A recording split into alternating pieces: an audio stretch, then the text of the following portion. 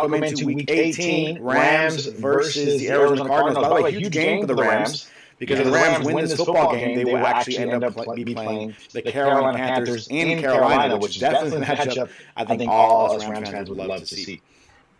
Yes. Yeah, that is what we would prefer rather than a snow game. A nice little rematch against the Panthers as the Cardinals going to start just at around the 21 with Jacoby Brissett leading the way for them. Welcome in, everybody. Final game of the regular season. Hope you all had a great New Year's celebration. Wishing you all a happy New Year here, the first stream of 2026. We're hoping for a great year. We're hoping to start off with a Rams win here on the Sunday, Josh. 100%. Like I said, a huge game. It ends up becoming a huge game for the Rams. You want to play the Panthers, and not only lost the Panthers, but I wasn't scared of the Panthers during that game. And so I think the Rams can definitely beat the Panthers on the road. I'd rather go to Carolina than go to Philly or anywhere else. And here is Jacoby Brissett with the first fake of the day. Drops back the pass, looks to his right, finds his number one target, Trey McBride, with a gain of about 7 on first down. Here we go. That's one guy you're going to have to see a lot today. Yeah, Trey McBride is probably overtaken George Kittle now for the best tight end in football. In my eyes, he's been absolutely awesome. This year, you're going to have to stop him. And that's kind of really it for this team. Michael Wilson had a decent game against us last time, but still no Trey Benson. Michael Carter going to be the main running back here for the Cardinals. And on defense, no Darius Williams or Josh Wallace in the cornerback room today as well. You want to take this play, Josh, as it's a flag on the play. Let me just kind of see, because I know Floyd said a lot of echoing it sounds like. So let me see if I can try to get some things fixed here on my end. All right, I'll take over for you for a sec here. I'll try to see if I can fix some of this Flag's going to be a false start on the Cardinals. We like to see that. Let's see here. Going to be second down and 8 now. As we await the snap. Brissett ready. Brissett takes a snap, drops back, going to float it over to Michael Carter, and a great tackle there by Cam Kitchens. Carter doesn't believe he's down, but he definitely is. Cam Kitchens with an amazing job there on the tackle, holding him to, I believe that's going to be no gain here. It's still going to be third down and 8.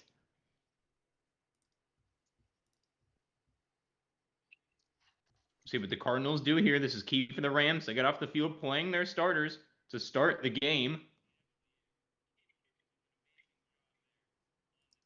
3rd and 7 now for the Cardinals. They do give him a yard. DeMercado, the back. Brissett awaits the snap. Letting the play clock tick down. Gets it from the 26. Brissett dancing in the pocket. Josiah Stewart sacked, and that's a fumble. Ball's out. That's a fumble. Kobe Turner is on it. Rams ball already at the 23. Going to be 1st and 10. Great job by Josiah Stewart forcing the strip sack with Kobe Turner on the recovery. Great job there. I know I have a lot of echo, guys. We'll deal with it for a second while I try to figure it out. But an amazing play by the Rams defense already early in this football game. And we know the Rams want to win this game. They actually need to win this game, right? It's definitely a preference to play Carolina. A great sack by Josiah Stewart. The ball comes out from Jacoby Brissett, obviously not going forward as well. Very clear fumble there, recovered by the Rams defense. The Rams offense will have the ball in amazing field position to start this football game, which is huge. By the way, Matthew Stafford, another note here, can actually take the lead over Dak Prescott as he only played the first half of this game this week. So Stafford only 104 yards he needs in the air. Right now hands off to Kyren Williams for a gain of about 4. But if Stafford gets over 104 yards or so, something around that range, I think he will be the passing leader, number 1 in passing yards on the year, which would mean he'd be hopefully a TD passer, depending on what happens with Drake May. But I think he will obviously lead in touchdown passes and yardage after this game. That's the hope. And if that's the case, then it makes it harder and harder for you to say that Stafford still should be out of that conversation for MVP. I mean, he will beat Drake May in touchdowns. I think he's already 7 ahead of Drake May. Total touchdowns, I think it's about 2 because Drake May has got a few rushing as well. But I believe Drake May can still pass Stafford because the Patriots need to win. Because the Broncos need to win, too, to get the 1 seed. The Patriots, with the loss, could fall to 3. So they actually do have to play their starters in this game. And a big note here for the O-line, actually. Alaric Jackson is healthy for this game. So we do not have to see DJ Humphries on the field, which is kind of nice because I still have some nightmares about some about holding. So Yeah, and thank you, Becca, by the way, for the update. And let me know if it sounds bad. Anyone sounds bad, either one of us, we'll get that stuff fixed as soon as possible. As right now, the handoff up ooh. the middle, by the way, gets absolutely stuffed. Kyren Williams is stuffed by this Arizona defense, so it's going to be fourth down and short. A decision for the Rams early here in the red zone. Yeah, I mean, early on in the game, it looks for now the offense is staying out on the field. I really don't like the calls as full. Yeah, I didn't like the run up the middle there on third down either. They are going to decide to kick. Harrison Mevis is going to be out here. This should be a chip shot 34-yarder. Should be good to go. Yeah, should be a good one. And I want to see Harrison Mevis get tested here a little bit throughout the end of this game. 34-yard attempt should be a simple, easy one right up the middle, it looks like. So the Rams go up 3-0 in this football game. 4th and 3, do you go for it, Josh? Or in this game, are you really taking this game very, very seriously, trying to win, and you're trying to be careful here and not get too greedy? How do you feel about that? Not going for it. I think early in the game, again, you're playing the Cardinals here. So it's no disrespect to the Cardinals. The Cardinals, as we know, are not the most formidable team. The Rams crushed the Cardinals 45-17 the last time we played them. Again, I do want to get out to a nice lead here, because if the Rams are up big after the third quarter, take everyone out. Like, see what your second team can do. I do think this game matters a little more for the Rams than it would for a different team, because if you're the Rams, we keep talking about it. You don't want to play in the cold. Again, Philly, there's a chance that it's not freezing, but if you have to go to Chicago, that could be a 5-degree game. Like, in all seriousness, it literally could be 5 degrees there in Chicago. That's why you really want to try to win this game here, Josh. 100%, I agree with you. And by the way, I just edited something else on my mic, so let me know if you guys hear me sounding really bad again. I'll definitely try to adjust stuff. But yeah, I agree with you. Like I said, I think it was funny. We were talking about it last week, right? Maybe the Rams should rest their starters, and we were surprised they didn't bench their starters in the second half of that game versus Atlanta. They came back, almost won that game, ultimately lost, and now you're in this game like, oh, maybe we should just rest the starters. Who cares, 5th seed or 6th seed? I didn't know it was going to be Carolina that ended up making the playoffs. Even if it was Tampa, I guess you would prefer for sure to play, obviously, in the warm Florida weather rather than playing, like you said, in the East Coast, up northeast, with that snow. And that goes back, Becca says. We'll try to get that fixed. But definitely rather play in Florida, right, rather than play on the East Coast. But North Carolina still, again, Carolina in general, I'd rather play in this game, mostly because of the weather, but also because I don't think the team is that good, right? I don't think the Carolina Panthers are a good playoff team, and so that helps the Rams start their playoff off kind of on a nicer note to face off a team that I think it's a very beatable team. And if you win that game in Carolina, with Seattle being the 1 seed, Sam Darnold is the 1-seeded quarterback. Doesn't really scare me. Sam Darnold was not great last night. He wasn't bad, but he wasn't great. Yeah. Which makes me believe, do we believe Sam Darnold's going to have that great of a fourth quarter in a playoff game? We saw what he did last year against the Rams in the playoffs as a Viking. The Rams absolutely destroyed him. 7 sacks in the first half, although I do think that probably won't happen again, because, again, being at home for Seattle, the 12, they're a great fan base up there. So, yeah, definitely going to be an interesting matchup there if the Rams can end up winning. I'm going to say both. Oh, the ball is actually kind of muffed a little bit on the return. The return man for Arizona gets the ball back after bobbling it quite a bit, by the way. Only gets to about the 15-yard line, 16 maybe. So it's going to be not the greatest of field positions for the Arizona Cardinals to start this drive off. So we'll wait and see. I might just have the echo right here at this game for a little bit until I figure that out. But either way, yes, talking about the Seattle Seahawks, I feel the same way as you, Josh. I'm not really...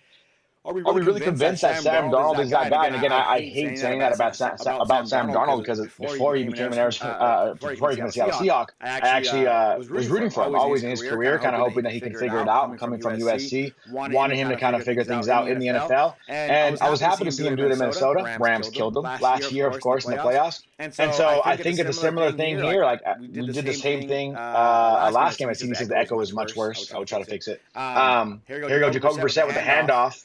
Gain of about 6 on the play. But to finish my point there before I mess with my mic again, Yeah, Yeah, I think we just through went this through this exact same thing last season. season. We saw We saw Minnesota play super well. We said, We oh my said, "Oh God, my gosh, Sam Sam Darnold Darnold could be could be that that guy. guy," And and then then wasn't that guy when it when was all said and done in the first playoff game game for them. So So that is why you you have to have major major question marks around around Sam Darnold. Yeah. And also in that game against the Lions, people forget if the Vikings won Week 18 last year against the Lions, they would have been the number 1 overall seed. And Sam Darnold was also very bad in that game against a not great defense. It was nice to see that he didn't absolutely, ruin it. As the Rams get some pressure here, Brissett can have to throw it away. Do you want me to take over for a little bit while you're fixing the echo? Go ahead. I might just put you back on the regular speaker, see if that helps. Let's see. Okay. I tried to do AirPods listening today, but it didn't work out maybe. So let's see. All right. Well, 3rd and 6 here for the Cardinals again. Rams get off the field quickly here. Again, just got to keep reiterating this. This is the Cardinals, so we have to take everything here with a little bit of a grain of salt, especially with Marvin Harrison Jr. not being in. Their top 2 running backs aren't in, and Trey Benson and James Conner obviously been out for over 10 weeks now with that really bad injury that he suffered early in the season. 3rd and 6. Cardinals letting the play clock tick down here from the 21-yard line. Brissett barely gets it off. Some pressure from the Rams again, and that's going to be a first down to Michael Wilson. Again, Michael Wilson having a very... Nope, that's not Michael Wilson. That is Elijah Higgins. Their backup tight end. I saw 4. Assumed that was Michael Wilson. That was on me. Elijah Higgins. Don't really know too much about him. Yeah, Jayville, not here yet. I think Josh sounds good. Josh Finehirsh sounds good. I think I'm the one with the echo. So we'll see right now. I'll talk a little bit. See if my echo is continuing to be worse. Let me know if my echo is really bad again. Hit me in the chat for sure. We're trying to work on that now. As Lions are up 3-0 on the Bears, T says. Jacoby Brissett fakes the handoff, looks over the middle, gets hit as he throws, but still finds his receiver down the field. Great catch, great throw from Jacoby Brissett, getting hit as he threw the football.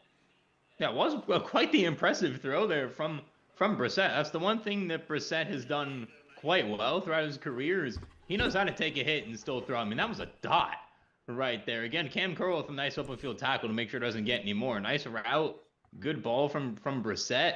Again, if you're Brissett, the one thing he does, he keeps slinging it, man. He keeps on slinging it, regardless of the score. So fair play to him there. 1st and 10.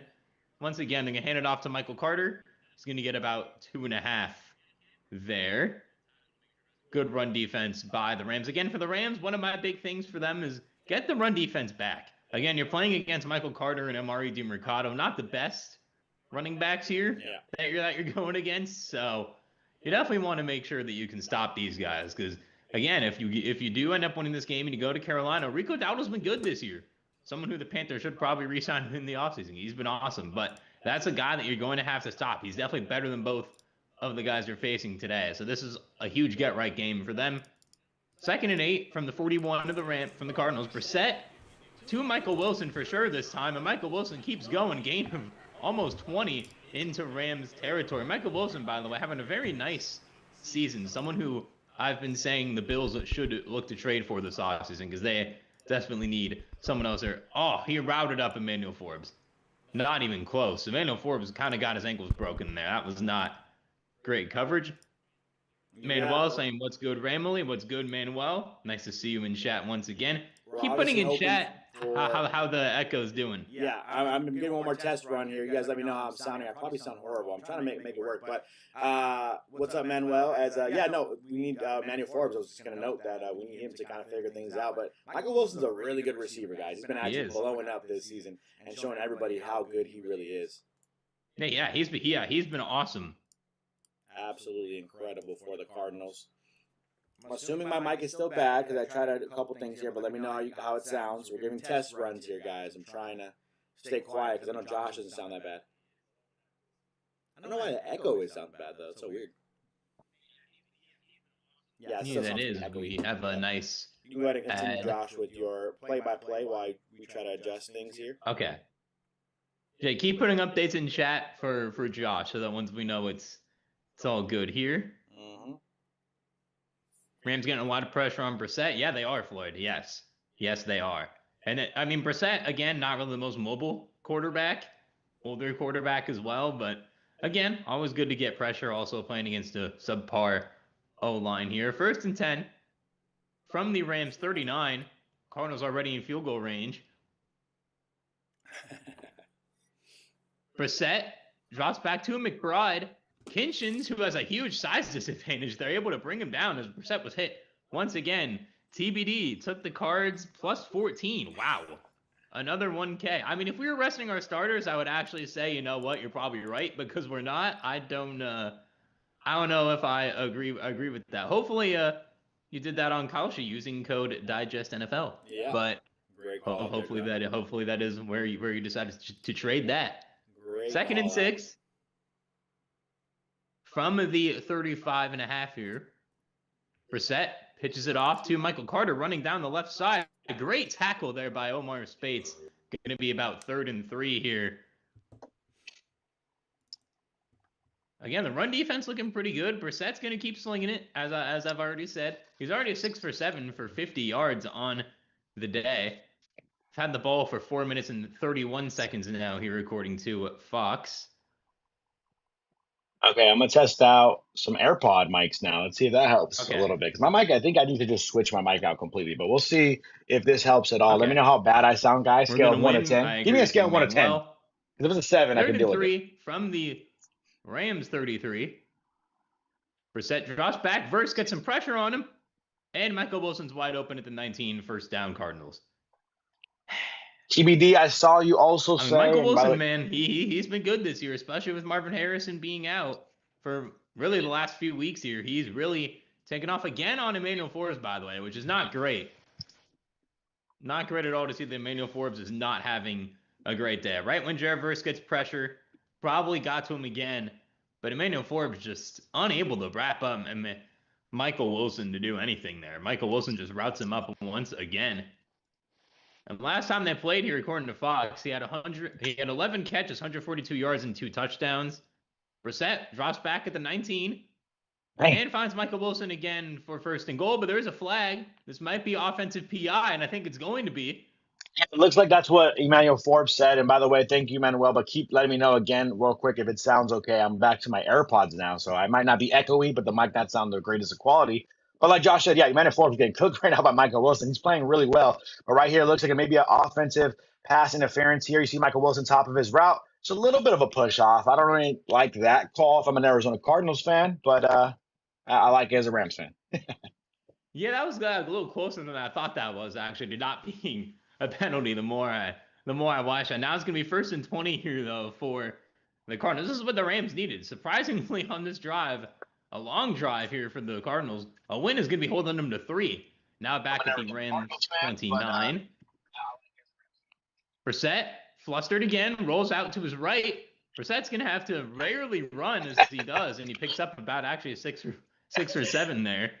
6-7 yards, Josh says. But no, really, I was laughing because Jacoby Brissett just looked like me running out there on the field, just kind of going very, very half speed to get a gain of about 3 or so. Oh, no, you said about 6 yards on that one. So 7 yards, yeah. The 2nd and 20, 2nd and 13. I feel like that was about 40 speed if that was a Madden player.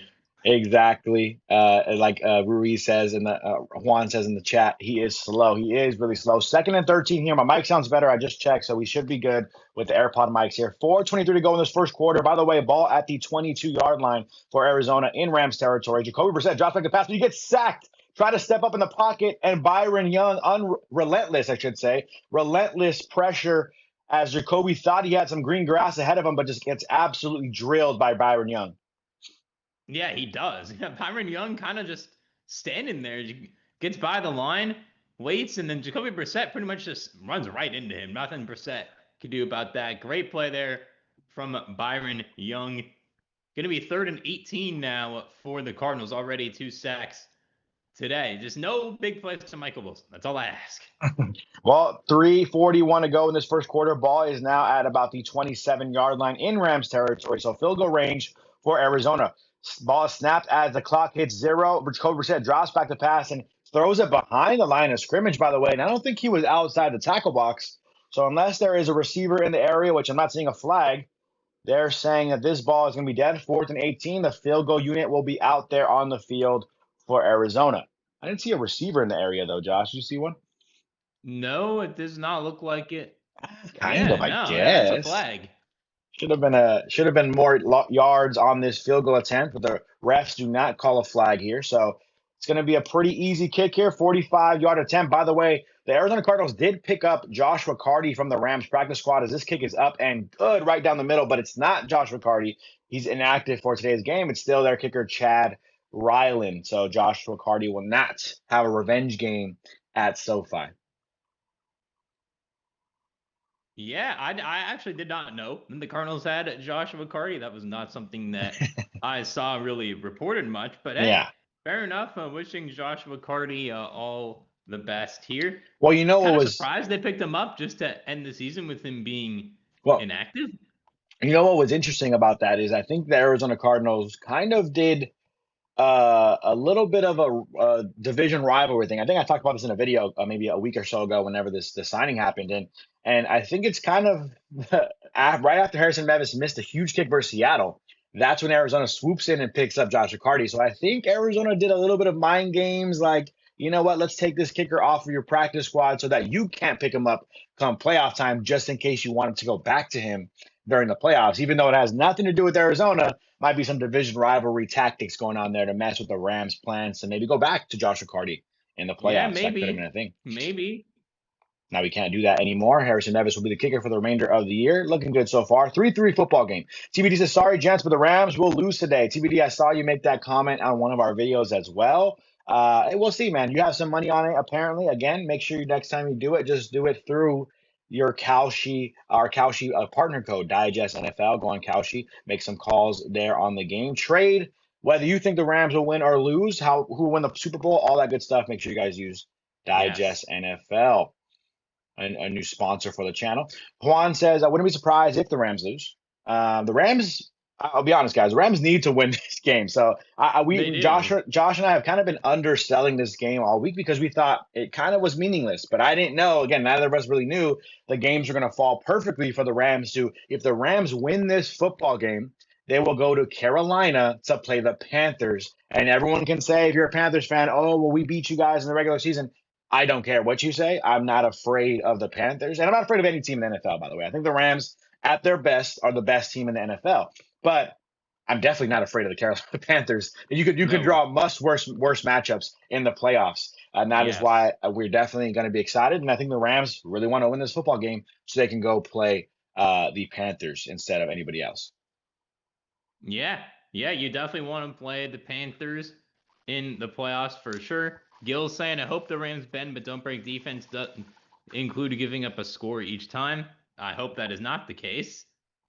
Here's Carlos in there with a hot take that Emmanuel Forbes, worst corner in the league. I could tell you about 10 to 20 corners that are much worse than Emmanuel Forbes.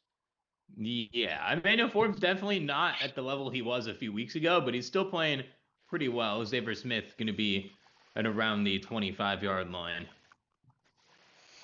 Carlos says you can't win with Forbes and Durant. And I will say again, I always say this when Carlos comes in the chat, as much as he is probably going to have to be on timeout sooner rather than later when he's this negative.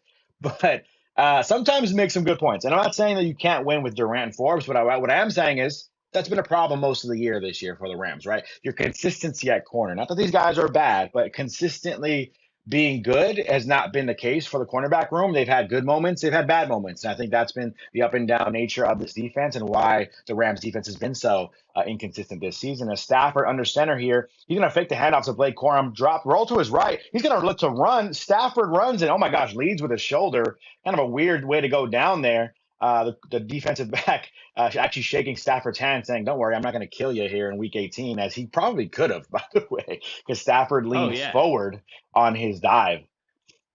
Yeah, that was a weird little slide there. It's been a long time since Stafford was playing baseball with Clayton Kershaw there in Texas. So I'm not surprised the sliding technique is not the best there. Yeah, Floyd, I agree. Stafford definitely needs to work on that slide for sure. Especially in this game, as Blake Corum gets the handoff to the right, he pushes the pile forward, gains about 3 yards. It's going to be about third and maybe 2 yards to go for this first down for the Rams. You definitely want to get this first down. You don't want to see a 3 and out here. No, you don't. Especially when your defense had a nice stand. You hold them to 3. Did they get helped out a little bit by an OPI call? Yes, but hey, we'll let that slide. 3rd and 3 here. I don't want to see another run up the middle. I just don't. ESG says my echo is back, so let me know, guys, if the echo is back. I thought it sounded okay last time, but scale 1 to 10, how bad I sound, let me know. 3rd and 3 here for the Rams. Ball's at the 35-yard line in Rams territory. Stafford dropping the pass. Pressure in his face. Looks over the middle. It's tipped up and caught by Xavier Smith. What a play. It was tipped up by a different receiver over the middle of the field and actually caught by Xavier Smith. So Stafford throws the ball. Nice throw to Kanata Mumfield. Head not turned around. He gets his hands up. Actually almost intercepted. Tipped up, and Xavier Smith catches the ball for a first down. Could have been disaster for the Rams. Ends up being a great play. Yeah, that was a great catch by Xavier Smith. Nothing Mumfield can really do on that. He ran a good route. D lineman read the route even better. Yeah, heads up play for it. Yeah, I do agree. That was a 100%. great play. Save the drive. Save the drive, 100%. 1st and 10 now. Rams ball at the 42-yard line in their own territory. Stafford on the center. He does hand the ball off. There's a flag on the play already after the handoff, so it could be a hold on the offense. We'll wait and see what the call is. Corum gains 5 on the play. Is DJ Humphries back on the field? No, it's not a holding call. It's an illegal shift. Illegal shift on the offense. Got to clean those things up here. As ESG says, no, you're good. My bad. All good. I just want to make sure I sound good to you guys. I know the audio is not great quality, but the echo is bad. So we're going to go ahead and go with the AirPod mic for today. And I got to figure that out for the playoffs. TBD says, my bet looking real good. Early. It's early, TBD. Yeah, it's very early. I mean, hopefully you bought yourself something nice with the Falcons money that you won last week, but ball snap quickly here. Stafford pressure all over the edge, nearly intercepted again. So this ball gets tipped by Kanata Mumfield, tries to make a catch, doesn't make the catch, and an Arizona Cardinals defender nearly intercepts the ball. Probably should have intercepted the ball.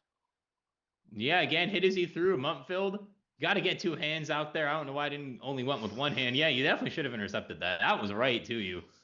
You got to intercept that.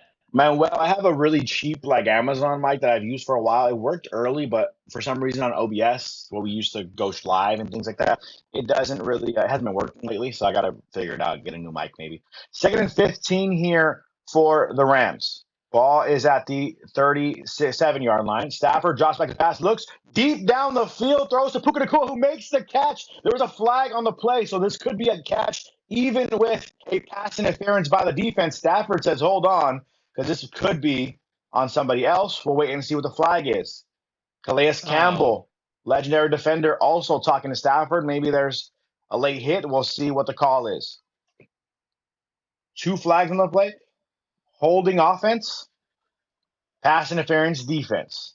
So the flags will offset. 3-3 football game, 39 seconds. A huge play wiped away by a flag from the offensive holding. There was, by the way, a defensive pass interference on the catch for Puka, so he caught it anyways, despite the pass interference. Yet this play is called all the way back. Calais Campbell might have been the one held. Yeah, it's kind of what it looked like. That's what I think Stafford was talking to him, saying, actually, this is not going to be a big play here on 2nd and 15. That was a good ball, though, from Matthew Stafford. Unfortunately, does not stand. Great ball there from Stafford. Again, if he puts up some good numbers in this game, could still add to his stats for the MVP as he hands this ball off to Kyren Williams, who shakes and bakes and gets his way down the field. Actually shakes more defenders off and gets all the way for a first down. So he gets that penalty yardage and more, as there was an illegal shift 5-yard penalty earlier. So he's able to get all those 15 yards and a couple of more to get the first down for the Rams. Here we go. Start of the 2nd quarter coming after this commercial break. 3-3 football game. It'll be first down for the Rams in Arizona territory, I believe, maybe right close to it, coming out into the 2nd quarter.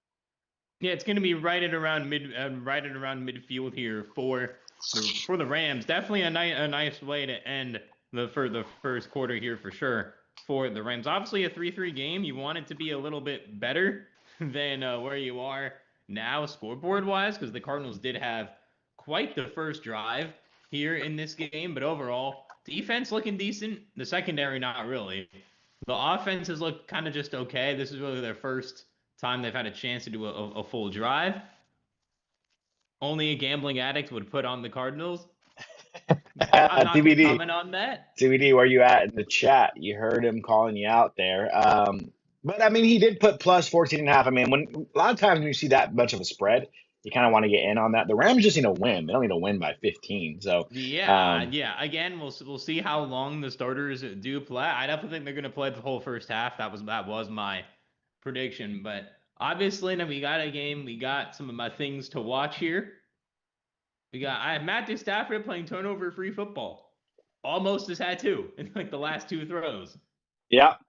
Yeah, not great. Open field tackling to be better. That's actually been better so far today. So we like that.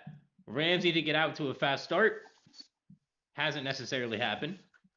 Run defense gets better. That has happened. The run defense has been better. The running backs Pass aren't rush great. getting better as well. That's also happened today. So a lot of things the Rams are doing well here early on. It just hasn't really amounted to the score that you thought it would.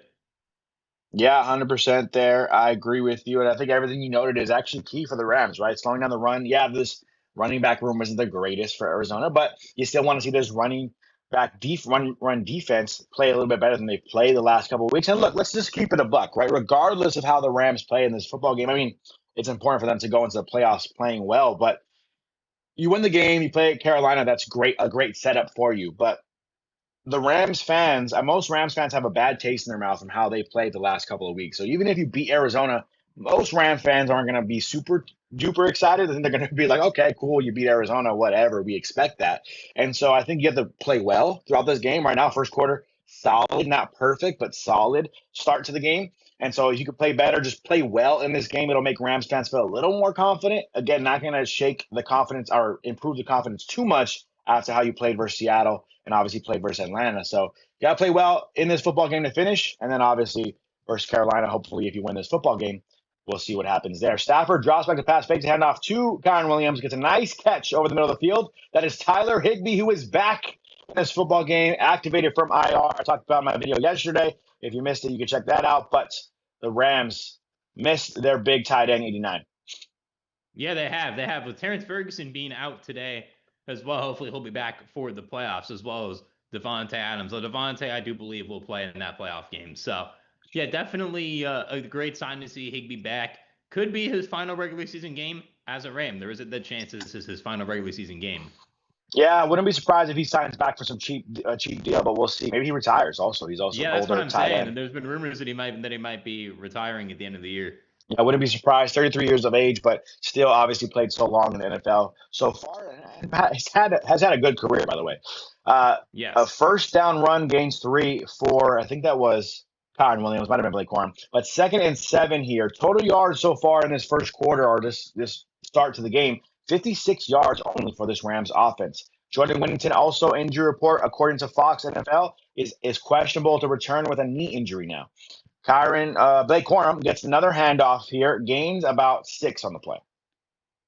Yeah, that was an absolute run there from Blake Corum. Again, third down. Would like to see Stafford throw a little bit more because based on how he played in that Falcons game, I think he got to make sure he's hitting some more throws going into the playoffs here. So I would like to see. And then TBD saying the Rams have quit on McVay. ESG, yeah, they gave up on Harbaugh a long time ago, unless they win today. But yeah, I definitely think Harbaugh's out of there, even if they do win for the Ravens. Corum picks up. Ooh, that's going to be close, but I do think he ended up getting the first down. Manuel, I appreciate you reaching out about the microphone, by the way. I see you. I read that. That'd be pretty cool.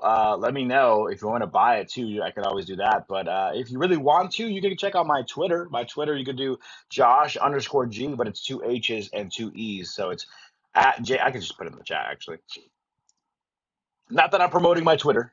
You don't have to follow me if you don't want to. But I actually don't post on Twitter at all. I just retweet stuff and like and stuff like that, or X, I should call it. As Stafford gets the handoff to Corum yet again. This is a Corum drive, it seems like, and he gains about 2 on first down. So right now, 12 minutes to go. If we look at the NFC playoff picture, obviously Seattle Seahawks, the 1 seed, San Fran, the wild card with the Rams, and the Packers, the Rams right now currently the 6th seed. But if they win this football game, they will improve to the 5th seed. Is that how that works? Yes. And then yes. They they'll get the face the 5th seed Panthers. regardless of what happens in any other game. So the Rams just got to win. And you play Carolina, the 8-9 Carolina Panthers, by the way. Yes.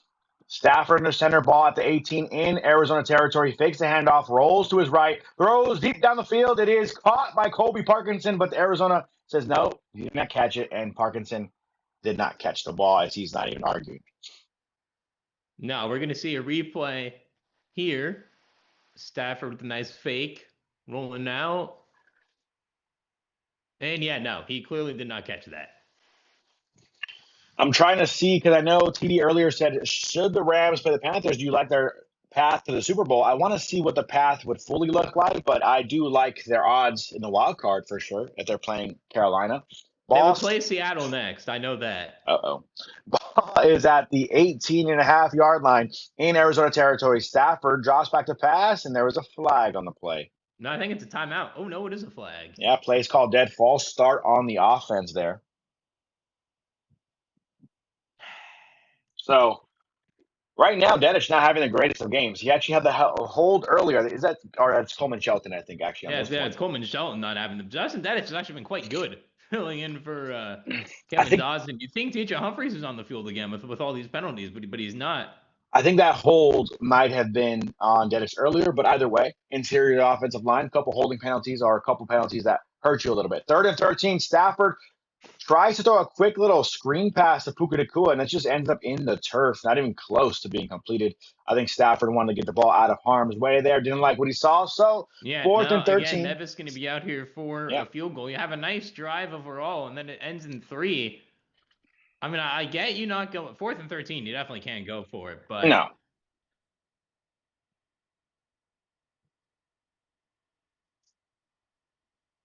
$42-yarder here for Mevis.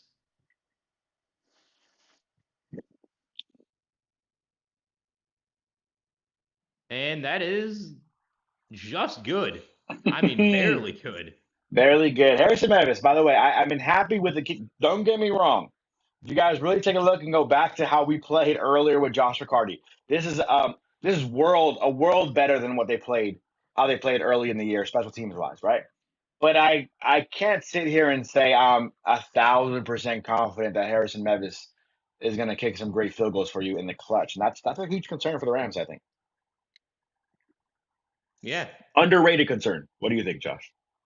Yeah, it is. It is. I mean, I do think, again, Harrison Mevis better than Josh Riccardi. I think we all agree on that. But I do agree with your point as well that it's not something that's, a guarantee that he's going to make these kicks. Especially once you get past the 45-yard line. I mean, that's a 45-yard distance. That's my concern, is that, like, he's not consistently making 54-yarders left and right. And the 42-yarders look tough, right, to make sometimes. So low nerve-wracking there in terms of the kicking game. Hopefully the Rams don't need it when it comes down to the playoffs as much, or don't need a 60-yarder to try to tie a game or anything. But, I would obviously love for them to just give him a chance at times when it comes down to that. I want to see it. I want to see him attempt those kicks. But because they're not letting him attempt 60-yarders, that makes me think that maybe he doesn't have a leg for the 60-yarders, right? TB says, agree with you there. TBD says, I'm still winning on my bet. Rams are so overrated. It's crazy. Well, right now, I will say, TBD, the Rams are not playing to their best right now. But it's also early in this game, and I think we've experienced this. Josh and I have been here for most of the year. Like, this has happened quite a bit this year, where the Rams, you're a little frustrated. You're like, okay, you're not playing bad, but you're not playing great. You're not playing your perfect, ideal football, and then they explode. This was like one of those games where, just like last time we played Arizona, wasn't it like 10-10 or something close, or it was a close game early? I think it was like 14-10. It was like 14-10 midway through the second quarter. Rams scored a touchdown, and then they had an amazing third. And it was like just 45-10 to finish the game. And so that's where I think this game could be a very similar, in a very similar vein for sure. Definitely. Marla saying we good. Maria, I should say. Yes, we are good. We're good. We are good. I think we're in a good spot. The Rams have no interest in playing for McVay or Shula. Disagree with you. They're 11-5. I do think TBD's projecting right now.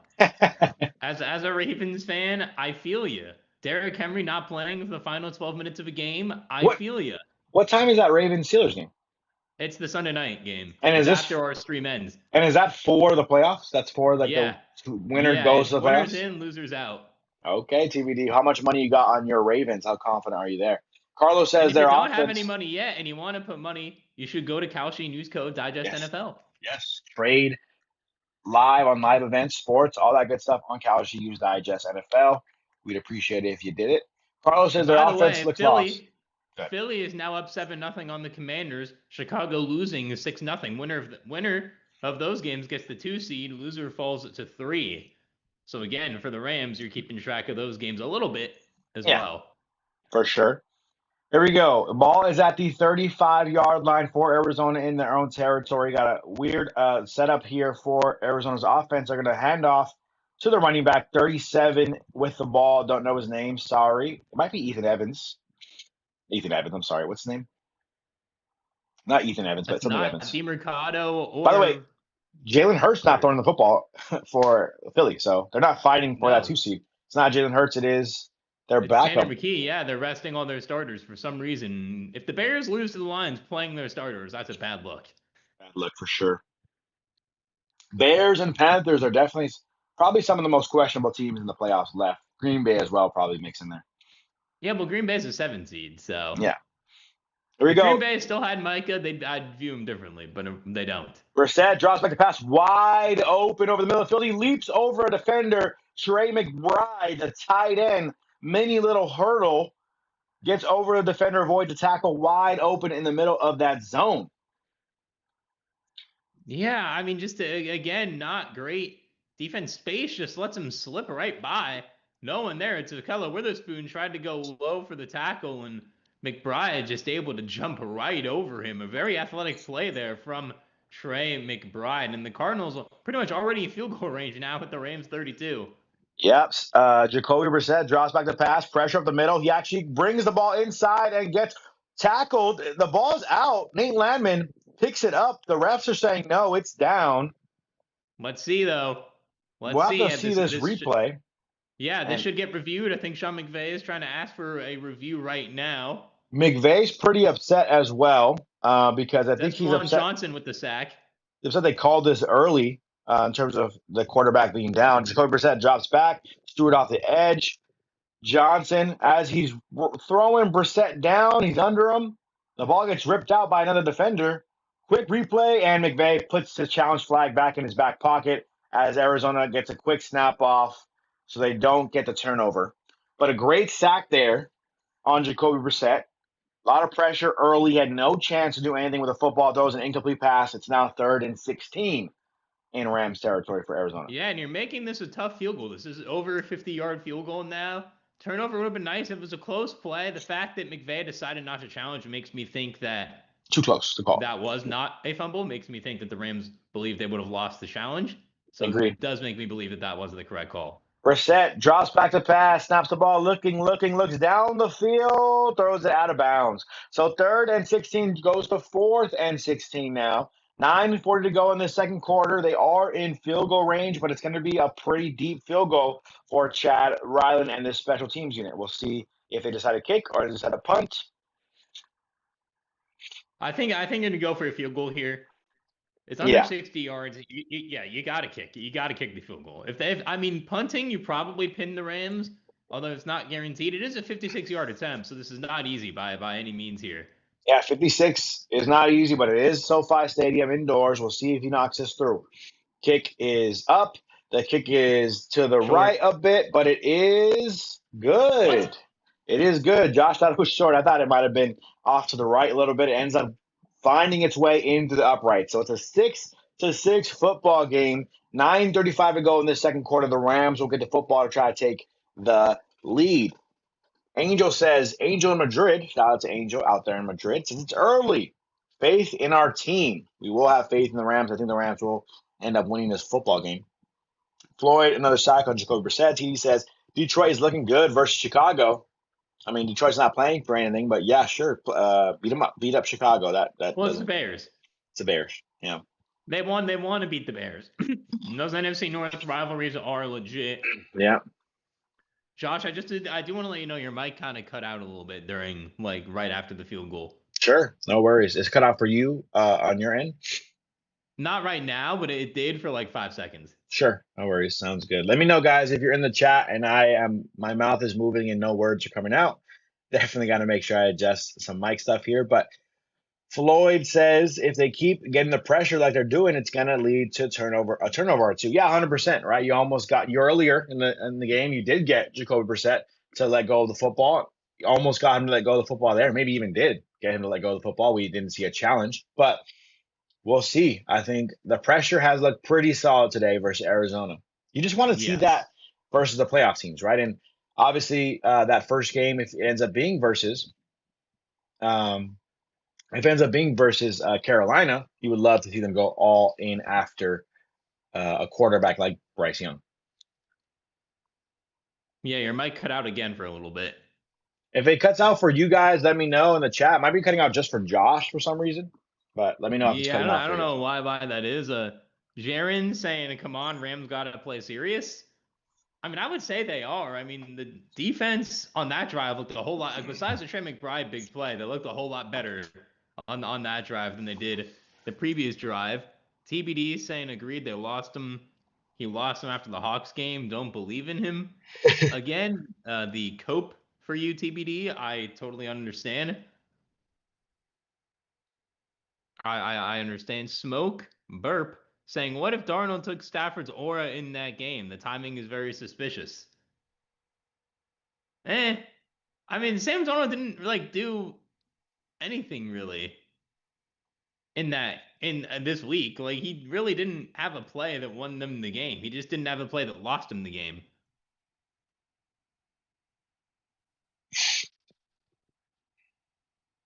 As we're gonna kick off here for the Cardinals,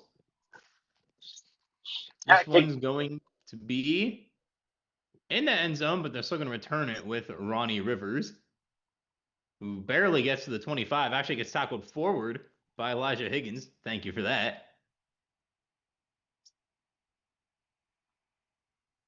Showing the Rams miscues here with the holds. Stafford missing a couple passes. Although Xavier Smith ended up catching it, so I think that's more so of Xavier Smith highlight. Yeah, Parkinson could have caught that pass. There's been some miscues. I would say overall that they look better than they did last week. Yep, I agree there. Stafford here. He's in under center. Puka Nacua in motion. Snaps the ball. Handoff to the running back. Looks like it could be Kyren Williams. Gains about one on the play. TBD, I have Stafford throwing 2 picks. Not betting on this, though. Carlos says, guys, you must admit the Rams look lost. Another bad decision. Take it out of the end zone when you can get on the 35. I don't know. It looked lost. I don't know. You're just disagreeing with everything they're doing, I think, Carlos. Well, my theory is Carlos is AI.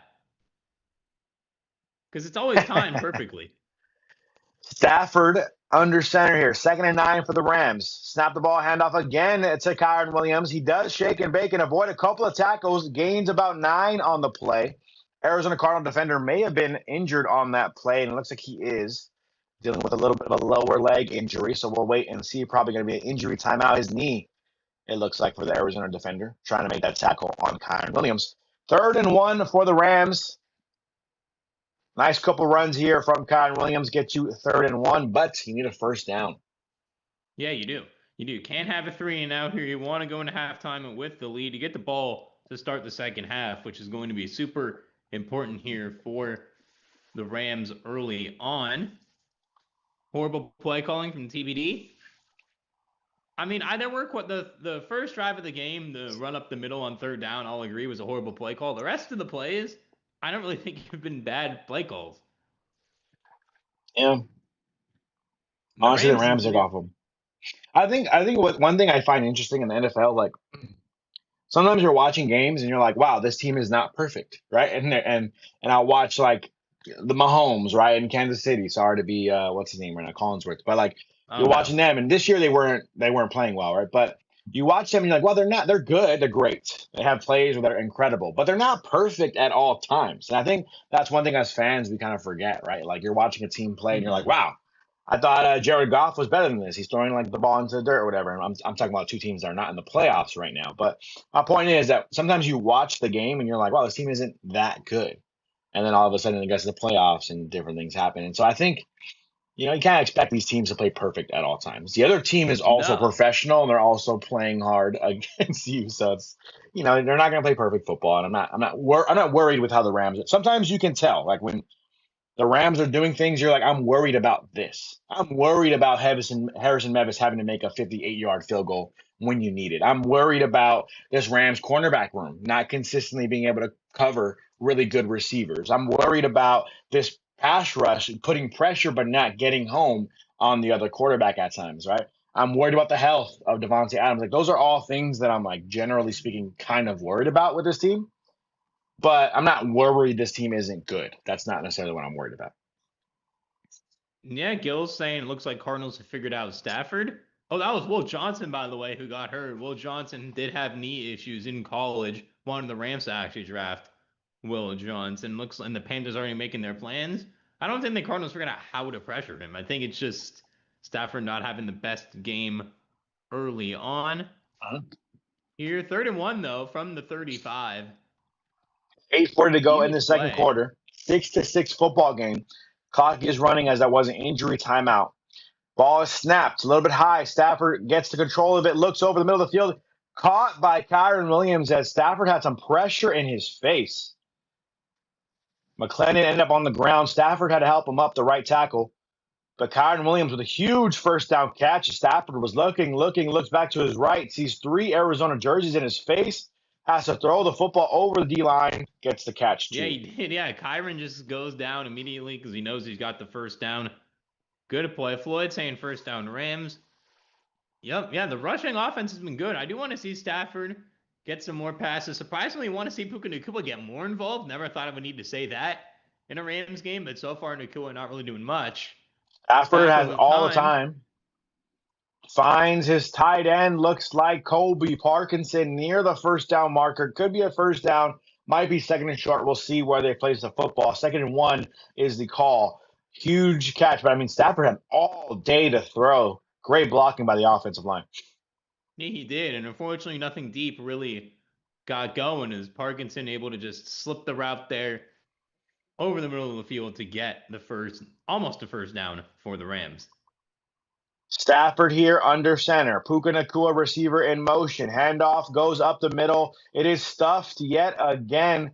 And there was some motion on that pre-snap, but I don't love the up the middle runs right now on 2nd and short, 3rd and short. It's just not really the interior of the offensive line is honestly just not playing their best football in terms of run blocking right now. Yeah, no, not at all. Luckily, they actually don't give him a loss. They say that was a net neutral. Stays at 3rd down and 1. I think that's actually quite the generous spot. But yeah, the runs up the middle are not working right now. Keep it outside. Zone outside runs would be ideal for the Rams. 6-6 football game. 6:38 to go. Ball at the 48-yard line. 49 actually, right in Rams territory. About to cross that 50. Stafford drops back the pass, throws to the right, finds a quick slant route to Puka Nacua for the easy first down to get into Arizona territory. Yeah, that was a nice route there by Puka. 2nd team corner. Not really going to have a chance there on Puka. Just right there gets the first down. Only needed to go 2 yards on your route. Puka knows that. Gets down easily for a first down. Smoke Burp saying Calais is still a beast. Yeah, he is. Calais is another guy who's had a great career, who also might be playing in his final regular season game of his career as well. We don't know that for sure, though. Could be for sure. Stafford drops back the pass, fakes a handoff to Kyren Williams, throws a wobbler down the field and nearly intercepted. Should have been intercepted. Luckily, that ball was short. I think someone hit the hand of Stafford on this throw because it was really short of his target. Wildly wobbling throw down the field. Thompson, 34, Arizona defender, could not come up with a catch, but that was honestly should have been intercepted as the edge rusher, Birch, it looks like, 52 for Arizona, got his hand on the football. Yeah, he did. He did. That should have been intercepted. I mean, that was a gift interception. That was a late Christmas gift in interception. And somehow he cannot come up with that for the Cardinals. Still 2nd and 10 for the Rams. Shotgun Stafford nearly sacked, throws the football over the defender, goes to Puka Nacua for a huge first down on 2nd and 10. Incredible play from Stafford. MVP type play. Avoids the sack, steps up in the pocket, throws a nice ball to Puka Nacua. Yeah, yeah, that was a great ball. Puka getting more involved. Like I said, only 42 yards though for Matthew Stafford on 6 completions. Would like to see a little bit more here from him heading before we go into the playoffs. Yeah, I agree with you there. Obviously down Devontae Adams, but you still want to see him just play a little bit more consistently better here. By the way, he still needs 106 yards total or something like that. 105, I think it is, to be the passing leader in the NFL this year, yardage wise. So we'll see if he can get to that Yes, and range. Drake May is still playing. Yeah, it's So true. they are both fighting for that along with Dak. Stafford drops back the pass, throws another one deep down the field. Miscommunication with his receiver as there is no one in the area.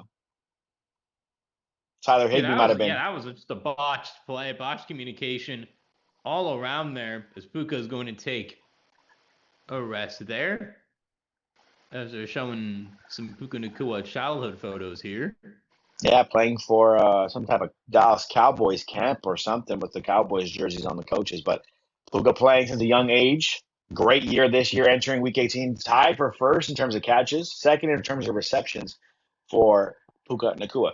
Stafford in the shotgun, drops back the pass. 2nd and 10 here in Cardinals territory. Finds Colby Parkinson for a nice gain of about 4 or 5. Tries to push for more, gets stopped there. So it's going to be 3rd down and medium for this Rams offense, 3rd and 5 to be exact. They are in Arizona territory, but a 3-point kick for 3 here feels like a failure. It does. It does. You've had the ball for pretty much 5 minutes. You're taking some nice time off the clock, but I would like to see more. Floyd asking if someone ran the wrong route on the deep ball. They might have. They definitely might have. That also could have happened. Stafford brings Kyren into the backfield. Interesting formation here. Kyren helping block. Stafford, nice quick throw over the middle of the field. It is Puka Nacua for a 1st down. Needed 5, gains about 7. Yeah, great throw, great route. 3rd and Puka. That's what you got to do in this game. Obviously, without Devontae right now, so you don't have your other guy out there for 3rd down. But a great play there from Stafford. Josh Sweat in his face, able to get that. Budda Baker, though, with a nice open field tackle, as always.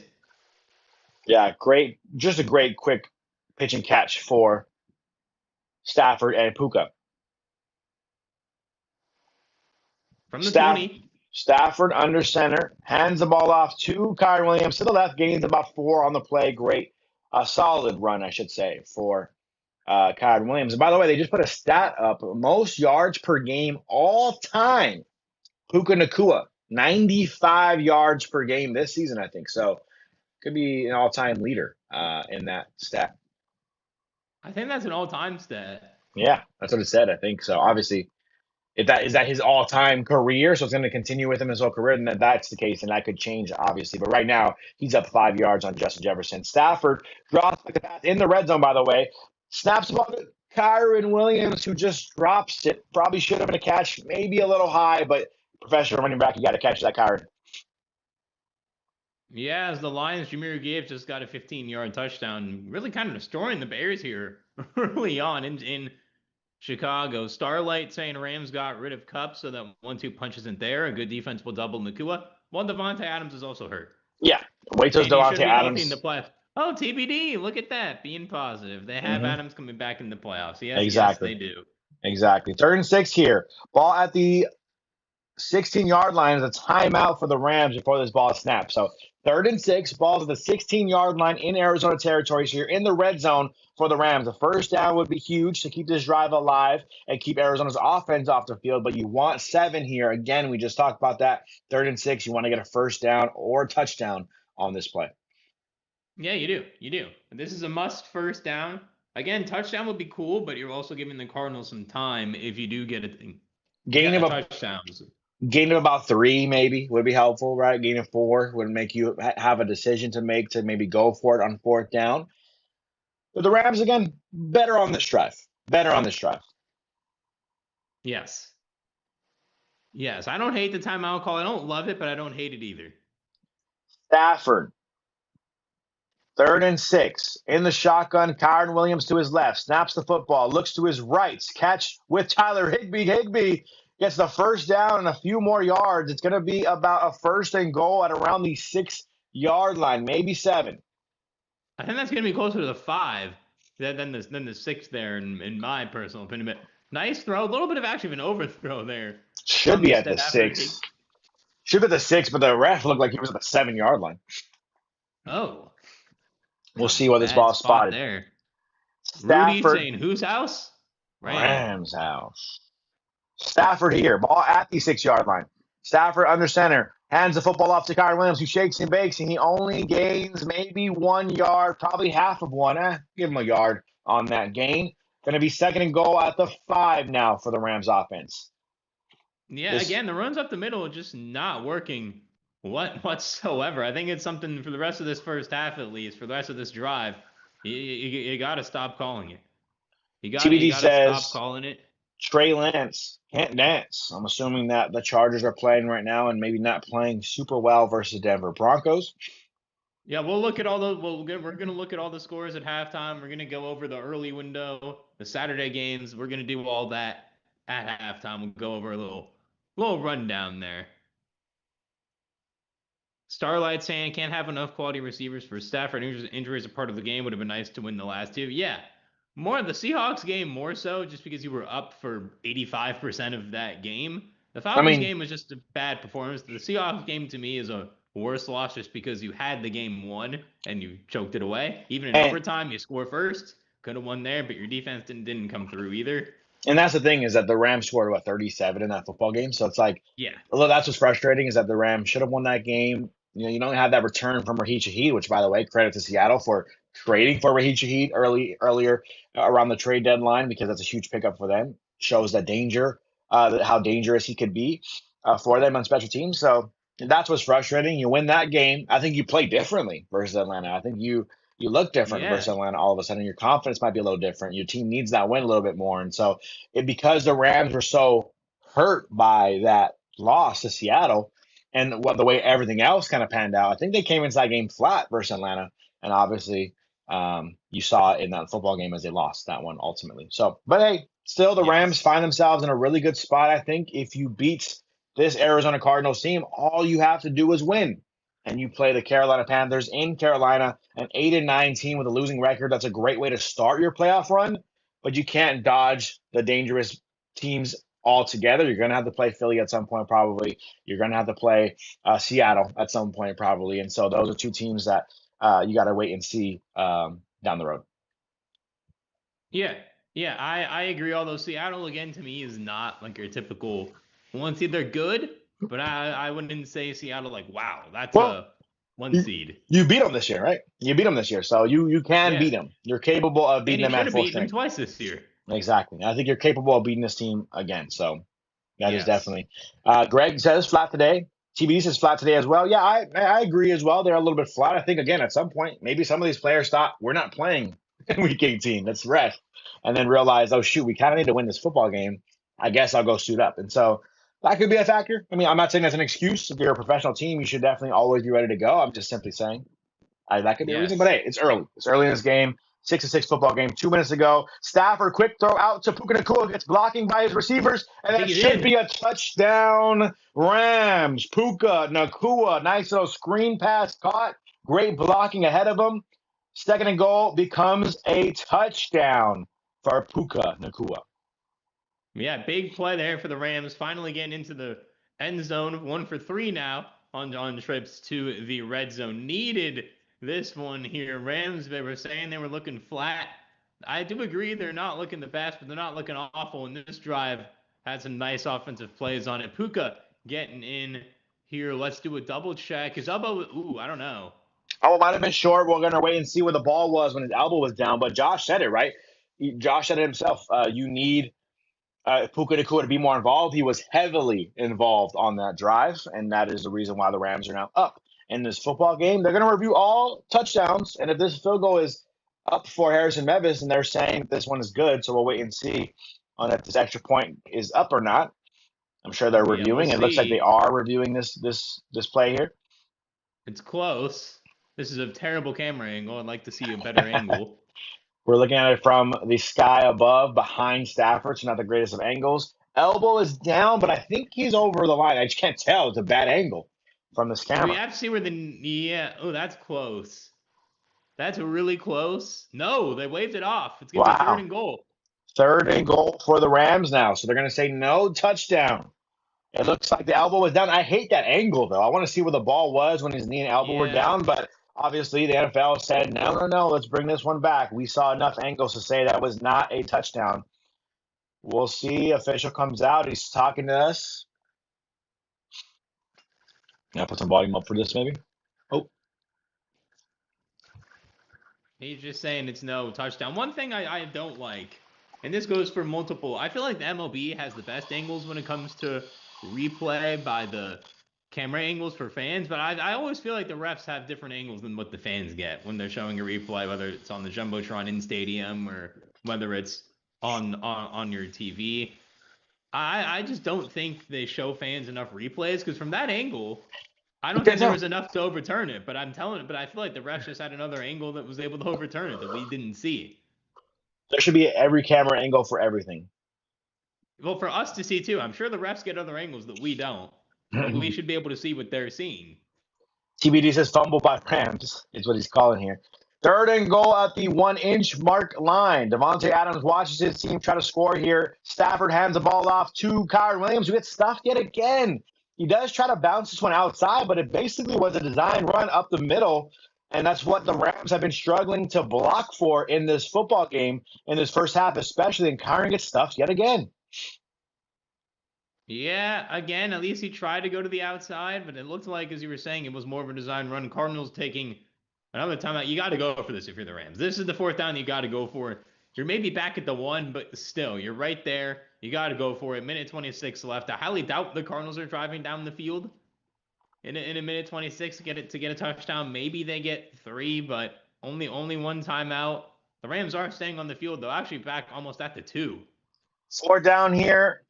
Fakes a handoff, fade route up to Puka Nacua. One-handed catch. Moss the defender. Are you kidding me? Burke, get out of my way. Puka Nacua, one-handed grab for a touchdown. Moss the defender goes back to his family and says, take another football because they took the other one away from you. Touchdown, Puka. Yeah, that's a great play right there by Puka. I mean, what more can we say about Puka Nacua? Talking about extensions, there's a couple other extension-eligible players. Puka's one of them, and that extension needs to get done the minute the new league year starts, because Puka has been awesome for 3 seasons now. I mean, that catch, TBD, of course, saying lucky because you're going to lose money. That's not lucky. That's Puka Nacua. He's already better, in my opinion, than any Ravens receiver ever has been. So, and that's just straight. One-on-one. Great catch. My best guy versus whoever you want to put on him, and Puka Nacua. That is like, I mean, catch of the year. I mean, that was maybe not, because he had one earlier this year that was also great, but Puka Nacua, one-handed snag. Moss is a defense. I mean, I can't. What else can you say about it? Incredible catch. Incredible catch from Puka. Manuel says it seems like every game he has one of those super Puka catches. That's what it's been feeling like as of late. He's been coming in clutch with those catches. Almost had one versus Atlanta to kind of help you almost. He should have had one. A lot of analysts do believe that was a catch. I don't think it was, but it was a catch in my mind for sure. In the open, by the way, if that was a play not on the sidelines, that would be the catch. Yes. There you go. So that's why a lot of people were saying, there's a lot of people, a lot of even analysts were saying it. There's even, I saw some former officials even saying you could have called that one either way. Yeah. As in my eyes, that one is a catch. Let's see. Dennis saying, I just want the Niners to play the Panthers. I don't blame you for that. I don't blame you. I don't blame you. Of course, that would be an ideal matchup for you. But again, hey, Rams win this game. The Rams will play the Panthers instead. Yeah, Major saying Puka best receiver in the game. It's close up there. You got Puka, you got Jamar Chase, JSN. Still putting Justin Jefferson up there. It's not on him. It's the quarterback play there. And CeeDee Lamb. I think those are the clear top 5 receivers in the league right there. I think Puka is in that conversation. I mean, and I think to Major's point, maybe not enough people are saying that Puka is the best year. I mean, he's been incredible all year long. And if anyone thinks that's crazy, you're not watching enough of Puka Nacua if you think it's crazy to say he's one of the best, if not the best receivers in the NFL. Let's see here. TBD says you like the birds, or Dennis says TBD you like the birds. Then Rams House says Puka beats the refs after they call his touchdown back. We didn't see any good angle to show us that it wasn't a touchdown, and Puka says, you know what? I'll just get another one. Why not? Yep. Rudy Yeah, might as says, well. Might as well. yeah, Rudy says refs just punishing Puka for his comments that were made. Could be the thing. He punishes them right back and says, let me make that catch. And that Carolina catch actually was probably the best catch of the Yeah. year. I forgot about that one. That one on Job versus Seattle was also incredible. And Puka's just been Yes. incredible this year. Yes. Yeah. Yeah. There's that He's Atlanta had. catch. One hand should have been the catch. This was not a catch instead. And Puka makes another great one here. As you just like, who was it earlier that said? Manuel says, seems like every game he has one of those Puka catches. Yeah, I mean, super Puka catches. We just saw about 6 of them right now on the screen from Fox NFL, showing us some old highlights from this season. Return is an average one at best for Arizona. They get behind the 20-yard line, it looks like, so not great field position as Sean McVay hyping up Puka after that catch. Yeah. Longest drive of the season. 18 plays, 8 minutes long. That play changes the momentum of this game. That was a super Puka catch from Floyd. Yeah, I agree. That could change the momentum. Now, if the Rams get a stop here, they get the ball to start the third. Do you believe the starters come out still to play the third quarter? 100%. I think now things have changed, right? When you're playing Carolina versus playing somebody else, anybody else on the East Coast, you got to win this football game. And I think the Rams are going to just make sure they secure the win, whatever that means for them. If that's up by 20, if it's up by 14, whatever makes them feel more comfortable. But I don't think you can take starters out until you know for sure that you're going to win this football game. Yeah, I can see that. I can see that as DeMercado picks up some yardage there. Most games with 5+ catches in his first 3 seasons. Nacua was second there behind Michael Thomas. Oh, no. Brissett throws the ball deep down the field, and it's pulled away by Witherspoon. And they're saying, we'll see what they say, because right now the ball was thrown up 50-50 ball. Ahkello Witherspoon in coverage on Michael Wilson. He had to slow down and come back to it. It allowed Witherspoon to also catch up to it. They caught it at the same time they roll, and Ahkello Witherspoon might have caught this one. So he's tracking the football. Catch is made by both the receiver and the corner, and after the roll, Ahkello Witherspoon has an interception. They're going to call this an interception? I think that's an interception. We'll see what the refs call on the field. That's definitely not a completed pass. I know that. It's whether it's an interception or an incomplete pass. What a play by Ahkello Witherspoon. We missed him in the cornerback room. Stafford is on the field, so we're waiting to see the official word on this as Ahkello Witherspoon is hyping up with his teammates, getting a bunch of high fives on the sideline. Michael Wilson is not arguing with any officials, so he looks like he might know that it actually is an interception. I didn't see a point in time where Michael Wilson had more possession over the football than Ahkello Witherspoon did. So I think that's a clear interception, and the refs think so too. Yeah, well, it's not a completed pass. It's whether it's an interception or an incompleted pass. I do think it is an interception. Brissett just walks off the field. TBD, of course, saying it's incomplete. It is. Again, you're coping. It is an interception. Yeah, 1st and 10 here from the 31 of the Cardinals. 2 timeouts. Now you're just trying to get 3. We don't need 7 here. Flag on the play. Could be a free play, but Stafford gets sacked instead. So There's a flag, though. We'll see what the flag is.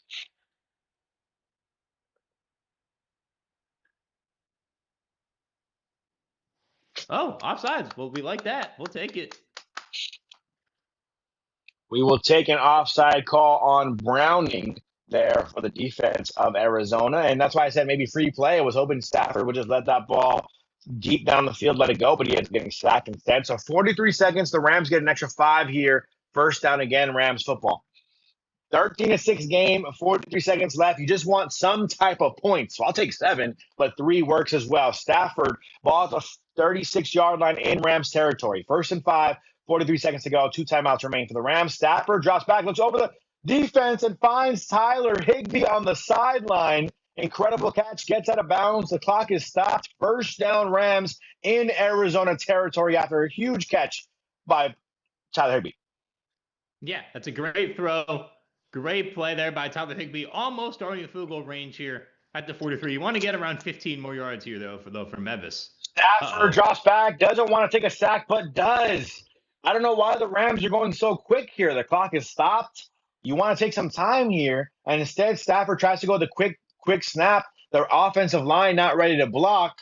Ends up seeing an easy free rusher there for Arizona. Gets the sack on Matthew Stafford, but still, Rams are close to field goal range here. Ball at about the 50-yard line now after the sack. Second down and a few to go here for the Rams. As Bloodhound says, Rams effing house. Floyd says offsides, negates a sack. Andres says Rams house. TD says Lions 13 at the half. 13-0 at the half, 13-0. Andres says screw the Chargers. Don't know what's happening in that Chargers game, but sure. TD says Higgs, and Bloodhound says Higbee. And Andres says we want points. Yeah, the sack hurts. 2nd and 17. It is 13-0. Detroit up on Chicago at halftime. That does affect some seeding things going on out there in the NFC, but we're going to focus on this game. 2nd and 17. Rams have one timeout remain. They used one after Stafford was sacked. 32 seconds to go in the second quarter. Here we go. Ball at the 49-yard line in Arizona territory. Stafford drops back the pass, looking, fires that ball into Tutu Atwell with a huge catch and a first down Rams. So gets about 19 on the play. The Rams will have 24 seconds. Would like to call a timeout to stop the clock. Tutu, just a simple cut up in the middle of the defense and a nice catch and run for a first down. Yeah, that was a great play there by Tutu Atwell, able to get the Rams here in to field goal range. I don't know about the timeout call there. I think he could have clocked that instead of calling a timeout there. Yeah, maybe you could see a clock, but I think the Rams want to get a couple of attempts in the end zone since that was a huge play from Tutu. 24 seconds. Second quarter here for the Rams. So far in this quarter, total yards, 121 for the Rams on offense, just 38 yards for the Arizona Cardinals offense. So Rams defense playing much better in the second quarter. 24 seconds remain. 13-6. Stafford in the shotgun. Running back to his left. Drops back to pass. Looking over the middle of the field. Looks to his right. Fires it in to the running back. Kyren Williams up the backfield. 18 seconds. The clock is ticking. It will try to get this time clocked. Stafford does snap the ball. 10 seconds remain after he throws it into the dirt. 3rd and 2 for the Rams. He could have let that go even more. He could have let that go down to, around 7 seconds there and then just kick the field goal because you're already in field goal range. So I guess here, are you trying to do a quick play out of bounds? Would be my guess. I think you're going to snap the ball. You're going to try to see if maybe Puka has some type of shot down the field. If it's not there, Stafford's going to launch it out of bounds, and the Rams will kick a field goal. Yeah. That sounds like a good plan.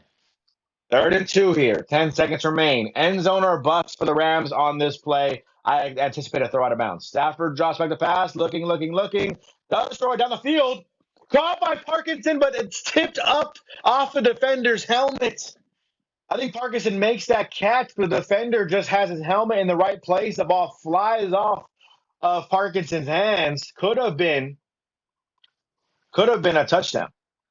Yeah, he had it. Yeah, got his helmet in there at the last second. The defender, Parkinson had the ball. That was a really well-placed ball by Matthew Stafford. But, again, the Cardinals defender making a very, very heads-up play there. And now the Rams going to kick a field goal here. 40-yard attempt, 10.5. Andres, you said my mic sounds bad. I know you got here a little late. I've been working on mic issues all game. So if it's a scale 1 to 10, I sound like, by the way, kick is up for Harrison Mevis. Kick is good. So the Rams will be up now 16-6, 10-point lead for the Rams. When I scream, I think that might also affect the poor audio from my mic, so I apologize. But Andres, if it's like a 6 out of 10 in terms of how bad my mic sounds, I'm going to keep it this way because my mic was echoing crazy earlier. The echo has been gone since, as far as I know. So Andres, update me how bad I sound. But halftime for the Rams. Stafford, 137 passing yards on the day. 1 passing touchdown. By the way, he should be in the lead right now for the passing yard leader. Yeah, we know. Drake May still playing right now as well here. As we do have some news in the college football world about Indiana, who just pummeled Alabama a few days ago. Ex-TCU quarterback Josh Hoover, who started the whole season there, going to Indiana. We were all wondering who Indiana's QB was going to be after this year because obviously Mendoza going to be in the NFL. Josh Hoover, a good quarterback at the college level. They needed that, and they just got another receiver, Nick Marsh, as well. So Indiana reloading for next season after what's been so far a dream season for them. We'll see how that ends. Yeah, so amazing. And I think you're right. It's when you get the excitement. Yeah, definitely. When I'm screaming too loud, it sounds horrible, I'm sure. As the Patriots are up 14-10 in their football game versus the Miami Dolphins, also 13-0 for Detroit Lions versus Chicago. So those are some games around the league. Chargers at Broncos. Looks like Trey Lance in there at quarterback, not playing super well after a pick six tipped up off the receiver's hands from Trey Lance. And the Broncos are up 10-0 in this football game. So kind of expected when the Chargers rest their starters. No reason for them to risk any injury ahead of the playoffs for the Chargers. So that's another update for you there. The Eagles are resting their starters, even though they're fighting for the 2 seed. Doesn't matter. Tanner McKee with a touchdown pass to Calcaterra, a 15-yard touchdown, 81. But the Eagles are down 10-7 versus the Commanders. Yes. Buffalo Bills playing the Jets. By the way, Jets are fighting for a draft pick here, I believe. No, the Raiders have the number 1 pick regardless here. I think the Jets lose, which is down 21-0 at half. The Jets will get the 2nd pick in the draft or something like that, I think. Otherwise, if they win, they could fall actually to the 3rd pick, depending on the Giants. The Giants won their game too versus Cowboys. Second quarter for the Chiefs and the Raiders. I didn't see the score there. Jacksonville, 13-4 to finish their year, by the way. Incredible year for them to win their division.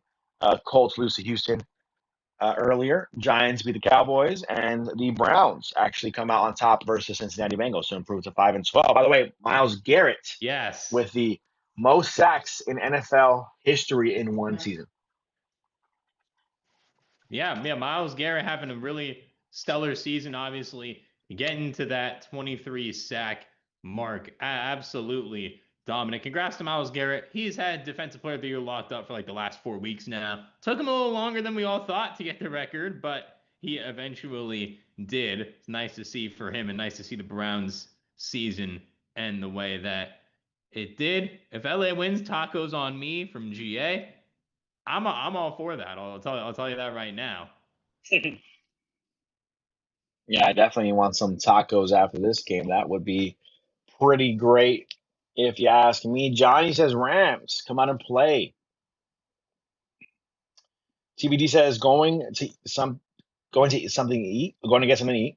Be back soon. Go Cards. He needs some new shoes. I'm definitely not calling you that, TBD. Carlos says, Yeah, no. I really don't think that the Rams can beat the Panthers. They look so bad on both sides of the ball. I think they look pretty good on offense that last drive, but okay, sure. Carlos also says, how did things go so bad so fast? Well, Carlos, you've been saying the Rams have been bad since week 1. So since our first stream, I don't think we streamed week 1, but since our first stream this year, you've been in the chat saying the Rams are awful.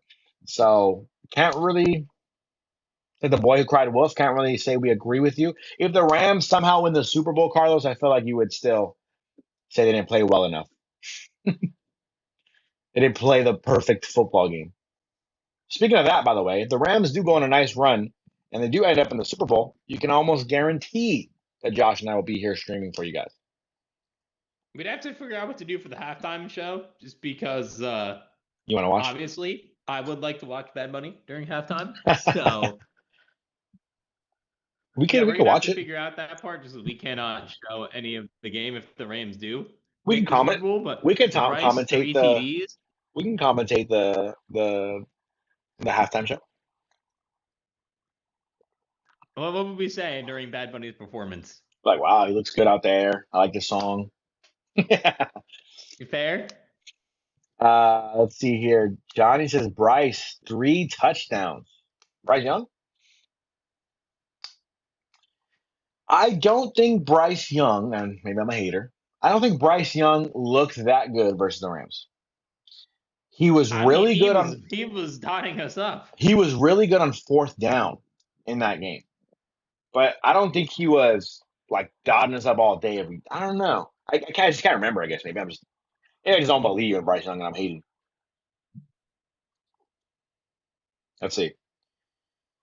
Rams, Panthers. Let's see some of the numbers there, because I'm pretty sure he wasn't like amazing in that game. He was just really good on fourth down. That running game for the Panthers killed us. Yeah, they did. They did. Let's see here. Going back to the Rams' loss to the Panthers earlier this year. Would you have rather, Josh, by the way, while I look up these stats, would you have rather played Tampa? Or do you think Carolina's a worse football team? Um, No pressure. I would I don't really have a preference. Yeah. Just because both teams are not great. So I don't really Yeah, I like the warmer, care. even warmer weather in Tampa, I guess. So maybe you risk the rain, but sure, yeah, I don't really care. I think the Panthers are actually a worse team is kind of why I'm asking. I think Baker Mayfield's just a better quarterback. Am I crazy to say that? Yeah. Baker's definitely the better Well, quarterback. I know some people may not agree right now, but I definitely believe that he is. Well, Bryce Young, 206 yards, 15 for 20 on the day, 3 touchdowns, no picks last time the Rams played him. So that was a pretty good game. Okay, cannot hate on that game at all. Hubbard had 17 carries for 83 yards. Rico Dowdle had 18 carries for 58 yards. That really killed it. And also the Rams turned the football. You lost by 3. The Rams turned the football over 3 times, which Stafford alone, 2 picks and a fumble. So definitely what hurt the Rams, I think, in that football game as well. Your run game as well was also not very efficient in that game. Actually, it was efficient. Actually, I'm lying to you. It was pretty good, actually, the run game, but the turnovers killed you. Hmm. All right, but I'm still not really super. It's a playoff game. Okay, I'm gonna be nervous playing Carolina, but I'm not. It's the best draw for the Rams, Yeah, regardless. I can see that. I can definitely see that. More chats here. Gil says should have already blown out the Cards at the half. Well, you're up by 10. I Yeah, mean, we're what more do you starting want? to. What more do you want? You want to be by 40? I mean, I would have liked the touchdown on the opening drive after the interception. I would have liked some. I would like to stop running the ball up the middle. That I would like to stop I'm not doing. going to argue they're playing perfect, but I'm not going to sit here and say they're playing bad. Come on, guys. What are we doing? No, no, I do believe that the Rams are going to continue to keep on playing well here throughout this game. As we have some stats to look at overall from the first half. On the Rams side of things, Matthew Stafford with 15 to 23 passing, 137 yards, and a touchdown, being sacked once. Kyren 9 for 31, only averaging 3.4 yards per carry. Blake Corum 5 for 18, 3.6 yards per carry. Tyler Higbee leading the team in receiving yards, 3 for 48. Puka 6 for 38. Tutu 1 for 19. Nice to see him getting involved. Parkinson 2 for 14. Kyren 2 for 12. Xavier Smith 1 for 6. Kobe Turner with the fumble recovery. Obviously, Desron Johnson and Byron Young and Josiah Stewart all with sacks. Josiah Stewart with the forced fumble as well, and Witherspoon with the interception as well. Going over to the Cardinals side of things, Jacoby Brissett, 8 for 13, 92 yards, and an interception, 3 sacks, so 78 net passing yards. Rushing, DeMercado leads the team in rushing with only 1 carry for 11 yards. Michael Carter, 3 for 9. And number 37 is Corey Kiner, 1 carry for 4 yards. Trey McBride, 3 for 40. Michael Wilson, 2 for 33. Elijah Higgins, 2 for 18. Michael Carter, 1 for 1%, obviously with a lost fumble as well. Budda Baker with 7 tackles. Josh Sweat got the sack on Stafford as well. So, again, Rams kind of dominating this game here in all aspects. Andres saying, I'm a part of Rams pages on Facebook. Man, all the fans do is complain, never satisfied. I Yeah, mean, yeah. I mean, after the Seahawks game, we had every right to complain. I mean, that and was just an awful performance there at the end. But every other game, the Rams. I mean, and the Panthers game, just because that was also just a bad performance too. well, But like well, again, just you here's the can't thing. complain about everything. Yeah, Yes, I'd like the Rams to look a little better the last 2 weeks, but at the end of the day, you're in the playoffs, and all that matters is how you play in the playoffs. This game matters as well because you want to see them playing better, and they are. But Yeah, no, I think the thing is like it's okay to criticize your team when they're bad, and not necessarily is negativity. I think Andres, I feel you sometimes, especially when I was younger. I think I was a more of a like passionate fan about like every little detail, right? Of like this needs to be perfect, and this needs to be, and now it's more like understanding. Okay, your team is not going to play perfect every single year, but you know this team, regardless of how what the haters say, regardless of what the media says, the Rams are a Super Bowl contender. We know this internally as Rams fans. We've seen this team all year long. They are a Super Bowl contender who's a really good team who, when fully healthy, are a very difficult team to beat. But it's valid to still be concerned about the defense. It's valid to still be concerned about the health of the O line right now. I know Kevin Dotson still, right? Can Alaric Jackson hold up? Because if he doesn't, and DJ Humphries doesn't step in that football game at all at any point, that's a concern, right? So all those oh things no, obviously are a factor. But I hear you, Andres. It's like I want to be positive. I want to criticize, but yeah, like Andres saying here, it's different though. Every game before the second half, you got folks talking S. Well, I will say this: if you're talking about this, you're talking about other channels for sure. This don't worry about this channel at all because this channel, for some reason, we attract about 4 or 5 Rams haters consistently in the chat. So don't worry about this channel. But yeah, I think the Rams are okay, and that's the thing, Andres. One thing I've learned over the last couple of years is to stop listening to the haters. I know how good this team is. I don't, and I'm not going to convince anybody that they are good. Like, no one's going to just give the Rams credit until they have the Super Bowl trophy, Lombardi trophy hanging over Matthew Stafford's head. It's You're going to get hate regardless. And even if you do win, what are the haters going to say? Oh, well, you had the Panthers in the first round. Oh, maybe like a player gets hurt on the road. And oh, well, yeah, like you had an easy route to the Super Bowl. That's the only reason why you won. No opposing team is going to want to give your team credit. And so who cares? We're going to enjoy it if we win. That's it. yeah, yeah. Thank, Well said. Obviously, the Rams again, the Falcons game, the Seahawks game, especially the end of it, not great, but you got to just turn the page. You got to turn the page. No team is going to have a perfect season. I mean, the Patriots had as close as you can get. What was that? Around 18-ish years ago when they almost went undefeated. I mean, that was as close as you're going to get yeah. to a perfect season. Even Tom Brady at his peak, Randy Moss still at his peak. A lot of great defenders on that team as well at their peak, just still unable to go perfect. So you obviously it is very tough to do that. Start of the second half here though. Cardinals kicking off. Yeah, Rams getting the When we football back return, here. Returned by Ronnie Rivers, going to get past 25 to 30 to 34-yard line, going to get stopped about the 34, maybe the 33. So the Rams will start with the football up 10 points, and all of a sudden, again, you score 7 on this drive, and we're killing this team like a lot of people have been hoping that the Rams do. So we'll see. Again, even if you score a touchdown here, someone's going to be in the chat complaining about how the Rams should have blew them out earlier than this, but a touchdown here would make the Rams feel pretty comfortable. But we'll see. Josh also made the point. Are the starters coming out? It looks like Stafford will be out there to start this second half. So first attempt here for the Rams. Stafford under center. Drops back, hands the ball off actually to Blake Corum, who gets stuffed in the run game, loses a yard on the play. yeah, again, not an ideal start to the half. Still not really able to run the Yeah. ball here. Something that we hadn't really seen be an issue over the last few weeks is all of a sudden being an issue against a subpar Cardinals defense. I think there's still potential, right, for a Rob Havenstein, Kevin Dotson return in the playoffs, which would be clutch for the Rams or the right side of that offensive line. Gave up that loss of Yes. 1 there. Dedich There's a and flag here, though. yeah, false start Rams. Okay, not a great way to start this second half at all. No, and it's on Xavier Smith, it looks like. It's a rare receiver false start call.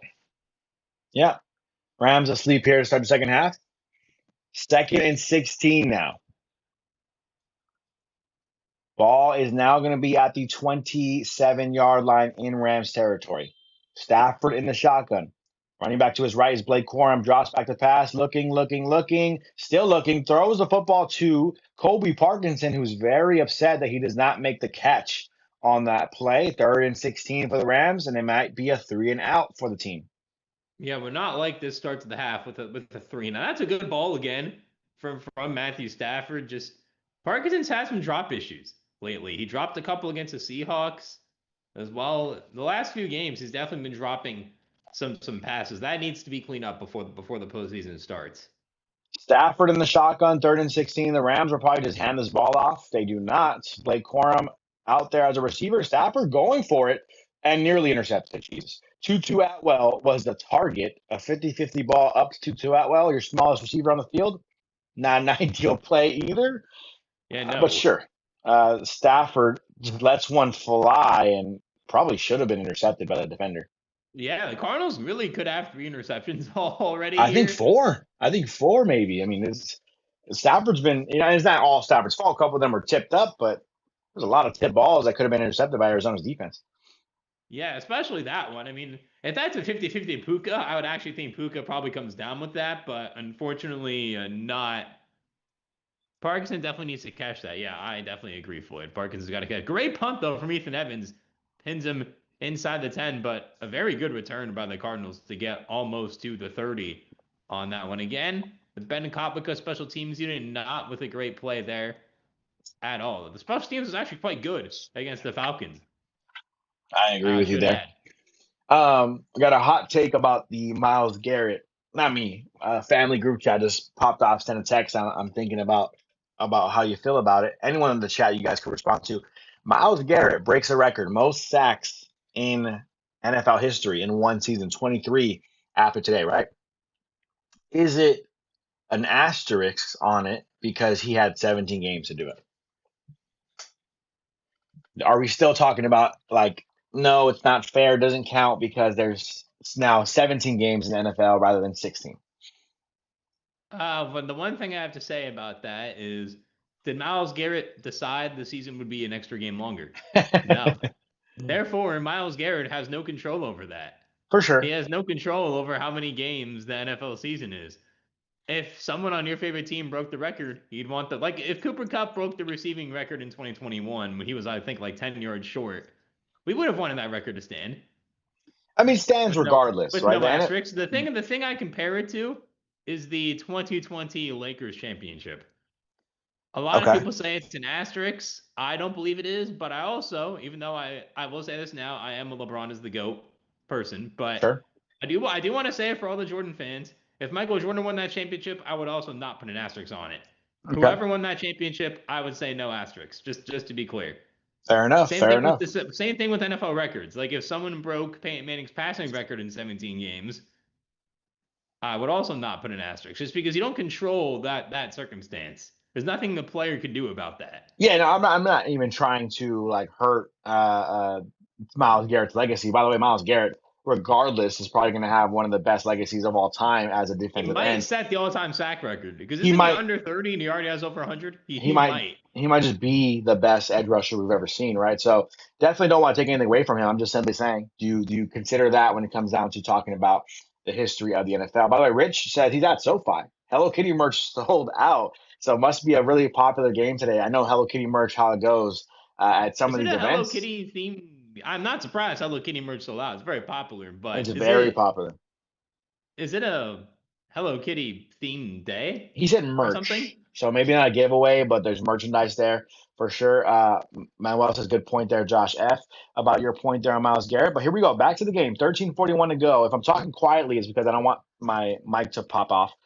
Jacoby said nearly sacked before he's even able to hand the football off. Does get the handoff off, and it actually goes to Michael Carter for a huge gain, about 12. There's a flag on the play. Michael Carter is smiling because he knows his play is coming back.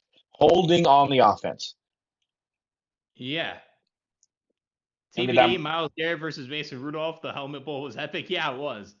For those of you who don't remember when Myles Garrett tried to, I forget, I think both of them swung their helmets I think we at each all other. remember. I Yeah. think we all remember. That was a crazy, crazy moment Yeah, in that was NFL history. Yeah.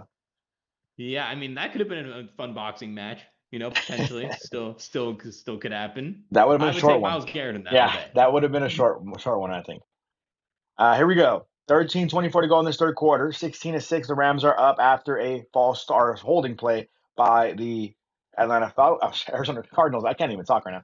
Arizona Cardinals. I'm imagining Mason Rudolph and Myles Garrett in a boxing match. That's why I'm thrown off here. But the run goes up the middle for a gain of about 2 or 3, and that's it. So second and long here for the Arizona Cardinals. Second and Yeah, Jacoby 17. Brissett, by the way, slipped a little bit on that handoff. The turf monster got him there. So that's, I think, another reason why they were only able to gain 3. But nonetheless, good run defense there by the Rams. Rich saying, had a Hello Kitty promo today. Plushies are on eBay for 200. Yeah, Wow, that is, that's how it works. That's how it works when it comes down to Hello Kitty. yes.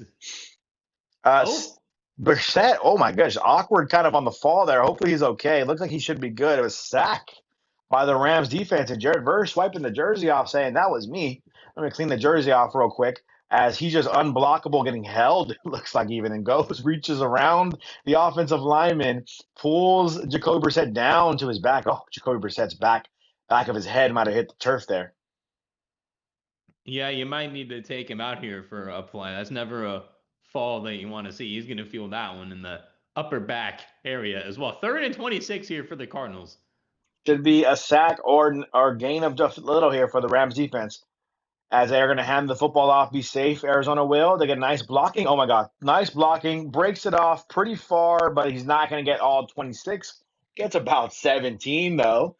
So that looked a little bit scary. It's going to be 4th down for the Cardinals. They will go ahead and punt this football away. KCD says, who's winning?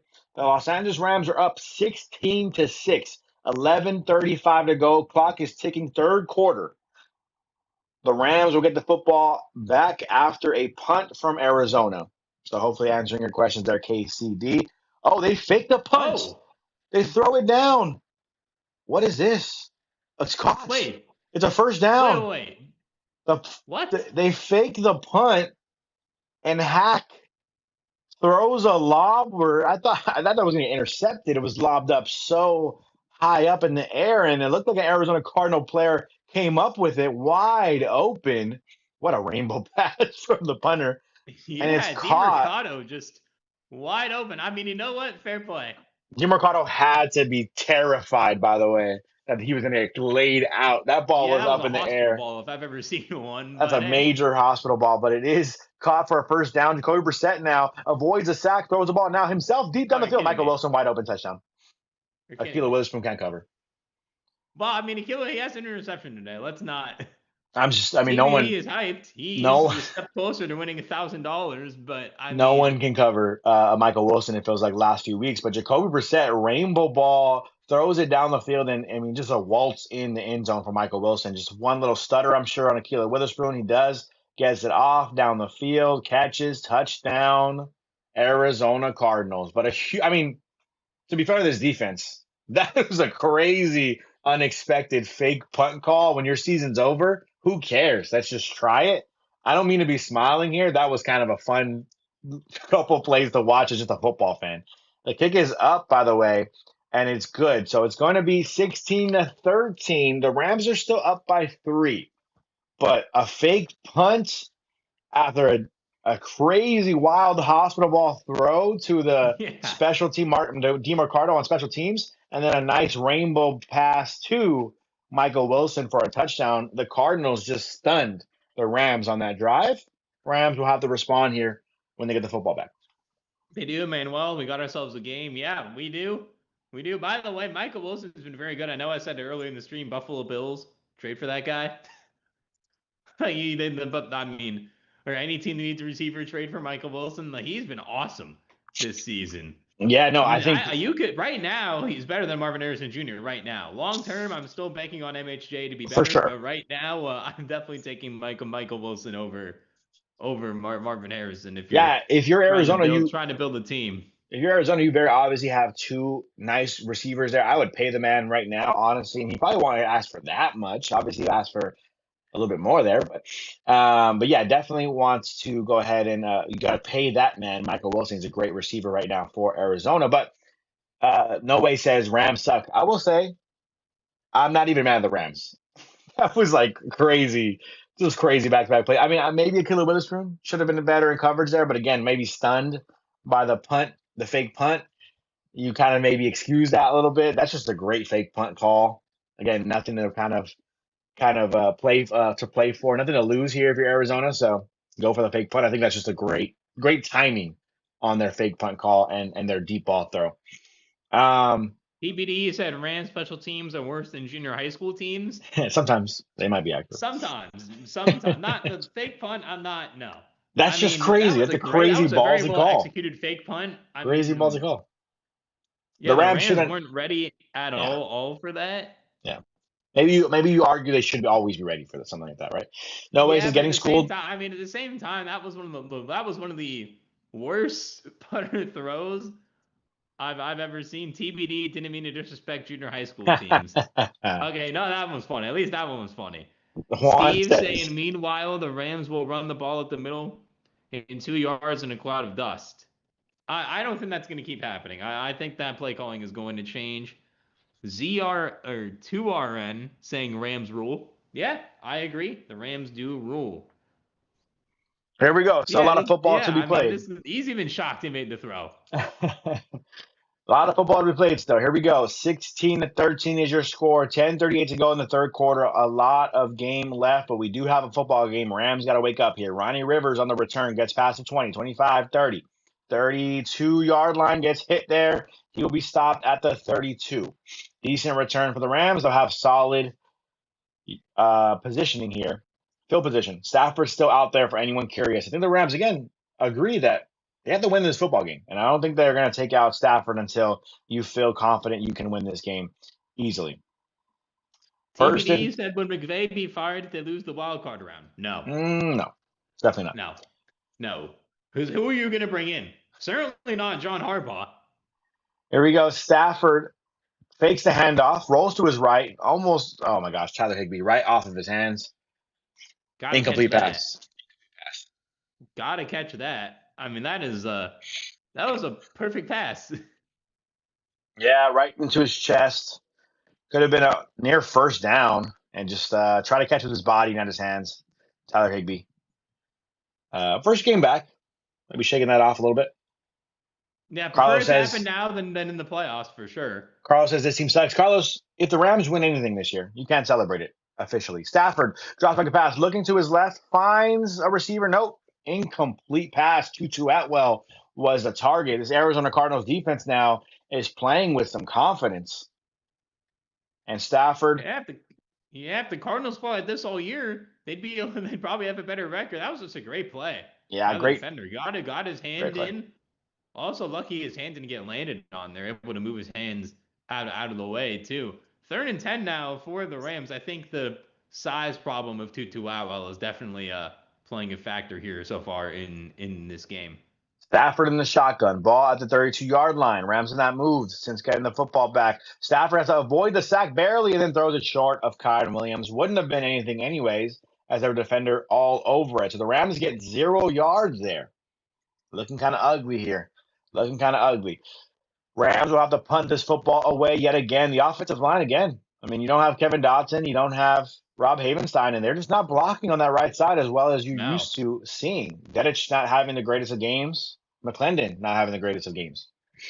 No, McClendon's been great in the time he's had to fill in for Rob Havenstein. Yeah. Obviously, Stafford, I'm fine with him missing that pass. He was more so just throwing it just so he avoided getting hit. Another good punt from Ethan Evans, pinned him at the 15, but got to guard the return, and they do a great job here, only giving up a few yards there.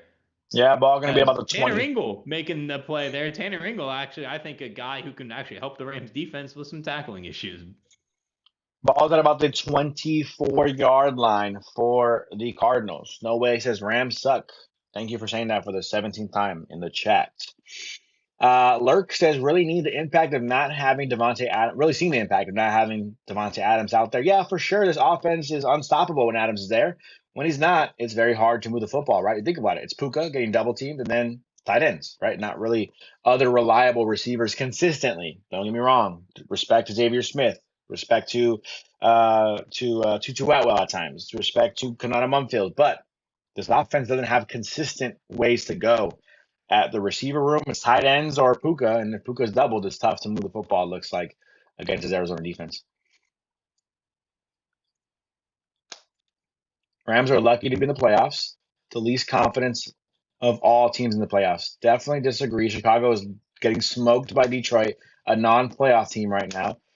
I'm not gonna put Detroit in the same category as other. There's Detroit not being in the playoffs and there's Raiders not being in the playoffs. Well, I'm just saying, like, if you're Chicago, you're confident in Chicago, you're confident in no, Carolina. no. I mean, the team I'm least confident in the playoffs, probably out of the whole group. If the Ravens get in, it would be the Ravens. Yeah, there you go. That's true. I just want to make that clear that it would be the Ravens. The Ravens are in a Would be the bad team I'd be the least position too. confident in. TBD. Juan says Rams don't want to win by much. I'm sure next week game plan will be a lot different. Yeah, maybe Vegas made the call. I can see that the Rams are holding some things back for the playoffs. I do support that take. I know the Chiefs, Andy Reid has said that certain things they try to only use for the playoffs. No way saying if they aren't playing Panthers, they're going to lose.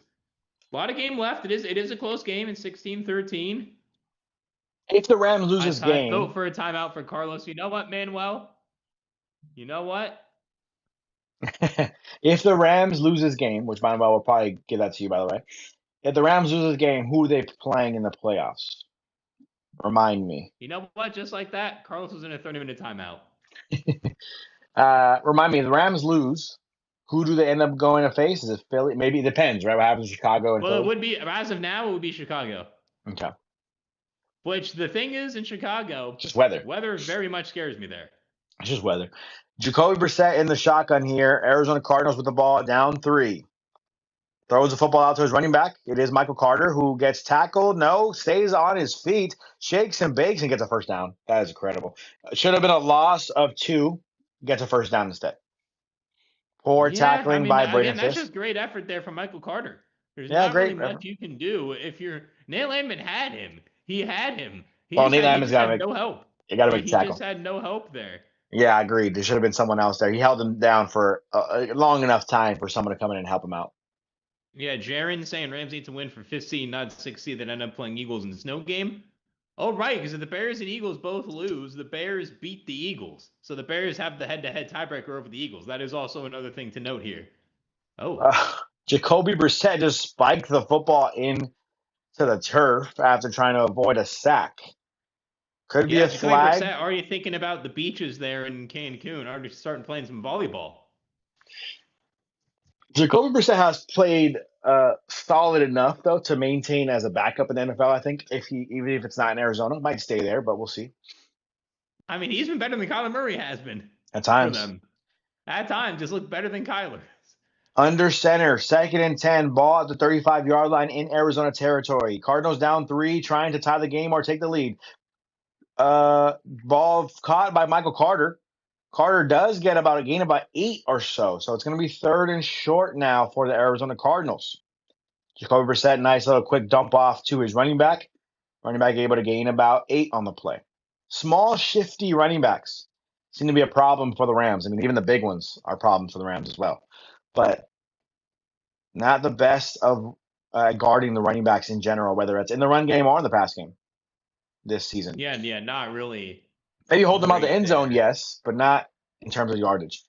Jacoby Brissett snaps the ball, does hand it off up the middle to Michael Carter, who breaks off again, but might have lost a yardage with Jalen McCullough, holding him back behind the first down marker. If you give him forward progress, sure, it's a first down, but I think he stuttered, stumbled, got up behind the first down marker, and because of that, was tackled behind it. You see him here cross the line, and then he might be forward progress for a first down. Great attempt. They're going to give him a first down. Great effort, though, there from Jalen McCullough. Cardinals have 104 yards this quarter, and the Rams have -1. Not a great look for the Rams at all on offense to start the second half. Michael Wilson, receiver in motion. Jacoby Brissett in the shotgun with a fullback and a running back to his left. They're going to call an encroachment on the defense, most likely. Let's see. A lot of Arizona Cardinals pointing to the Rams. I didn't see any movement from Arizona, but we'll see. Could be a false start, Arizona, or encroachment on the Rams. As Braden Fisk might have been the guy that jumped ahead and made contact with the offensive lineman of Arizona. It is going to be on the defense, and it's going to be an automatic first down. That is not a great sign there. Dolak questionable for returning. Thank you for doing that, Manuel. Jaron saying Bears lose to Detroit, and I think they're doing it on purpose. While Washington is up by 3 against the tush push Eagles, I don't know if the Bears are losing on purpose. That seems a bit. I don't Not think against Ben Johnson's the type of guy to lose the game on purpose. not Personally. against a division rival you actually hate. Yeah, and the Bears, they're playing for something. The Eagles don't think they're playing for anything, resting everybody. But the Bears at least started the game with their starters. I don't know if they're all still in, but that's how they started. Brissett fakes the handoff, looking to his left, finds a wide open receiver to his left for another Arizona Cardinals first down. Ball at the 40-yard line in Rams territory. Second round monster says Rams Super Bowl champions for sure. Could be being sarcastic here, but hey, I think the Rams got a shot. Even as bad as they they certainly have a played, shot. even as bad as they played the last 3 weeks, I think they still have a shot to win something in the playoffs. Am I crazy? Maybe. Am I biased? Maybe. I don't think so, but you guys let me know, obviously. By the way, if you try to go on Kalshi and you try to trade for the odds for the Rams to win the Super Bowl, I think the Rams are still second in that ranking in terms of where they sit on their market for the Super Bowl odds. So just throwing that out there to you. If you really don't believe the Rams are going to win, then go ahead and trade against the Rams. Trade for another team, which team you think. But definitely use code DIGESTNFL if you're going to do that. First and 10, ball at the 40 in Rams territory. Michael Carter is running all over the Rams, and he kind of continues it there. Gains 4 on the play. As a second-round monster is saying that was not sarcastic. Okay, there you go. Rams Super Hey, Bowl we'll champs take it. Thank for you. sure. I got a feeling in my heart of hearts, the Rams got a shot. Like the Rams are going to be there, man. I got a feeling. You feel that way, Josh? I mean, the Rams certainly have a shot. I mean, I don't disagree there, but it's definitely not guaranteed though by any means. I got a feeling in my gut. Here we go. Brissett under center, ball at the 44, maybe 45-yard line. Shakes and bakes a defender, and he ends up finding another receiver for another first down. Again, Rams don't have to cover good the pressure spread. about the D line. Pressure has been getting to Brissett. That has not been the issue. The problem with this game has been the secondary. Brissett's been getting pressure. The D line's looking really good. It's just the secondary not being able to cover. Yeah, at times that has been a consistent issue here. 16-13 is still your score. 5:15 to go as the clock ticks. Ball is at the 27-yard line for Arizona in Rams territory. Handoff to Michael Carter yet again. This time, the Rams say, "Stop it, please," and they stuff him. No gain on the play. Finally, the Rams do something there. And if you want the Rams to get a key stop here on this drive, I think you should subscribe to the channel and like the stream. Like the stream, subscribe to the channel, and chat down below that you did that. Let us know in the chat. Hey, say done. That'd be fire for us. Also, score predictions. Now that's later in the game. I had the Rams winning 27-20, so my score prediction is very much still in the cards. What was yours, Josh? I didn't officially put one out on my video, unfortunately. I felt like I talked too long there, as I would say after this play. Brissett drops back, looking to his left, finds Michael Wilson yet again. I mean, that's just a great catch, great throw, first down. Yeah, it is. Cardinals. And look at him. He's yelling, saying they can't guard me. Still have not yet given him a catch. Let's see. Is he in? One foot in, 2 foot drag. Yeah, he's in. Yeah. 3 feet. Yeah, he's in. 3 feet down. My prediction before this game probably would have been Rams win 35-17, if I'm being honest with you. So far. Well, I thought the Rams were going to get up big and then take their starters out. That was my pick. But unfortunately, that has not happened here. 35-17 still possible if there's 2 safeties.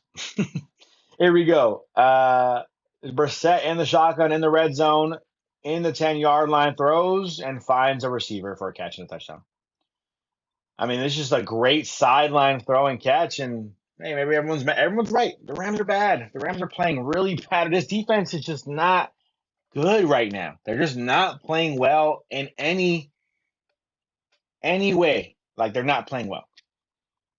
No, I mean the first half, the Rams defense was playing pretty well, and here let's see if he's in.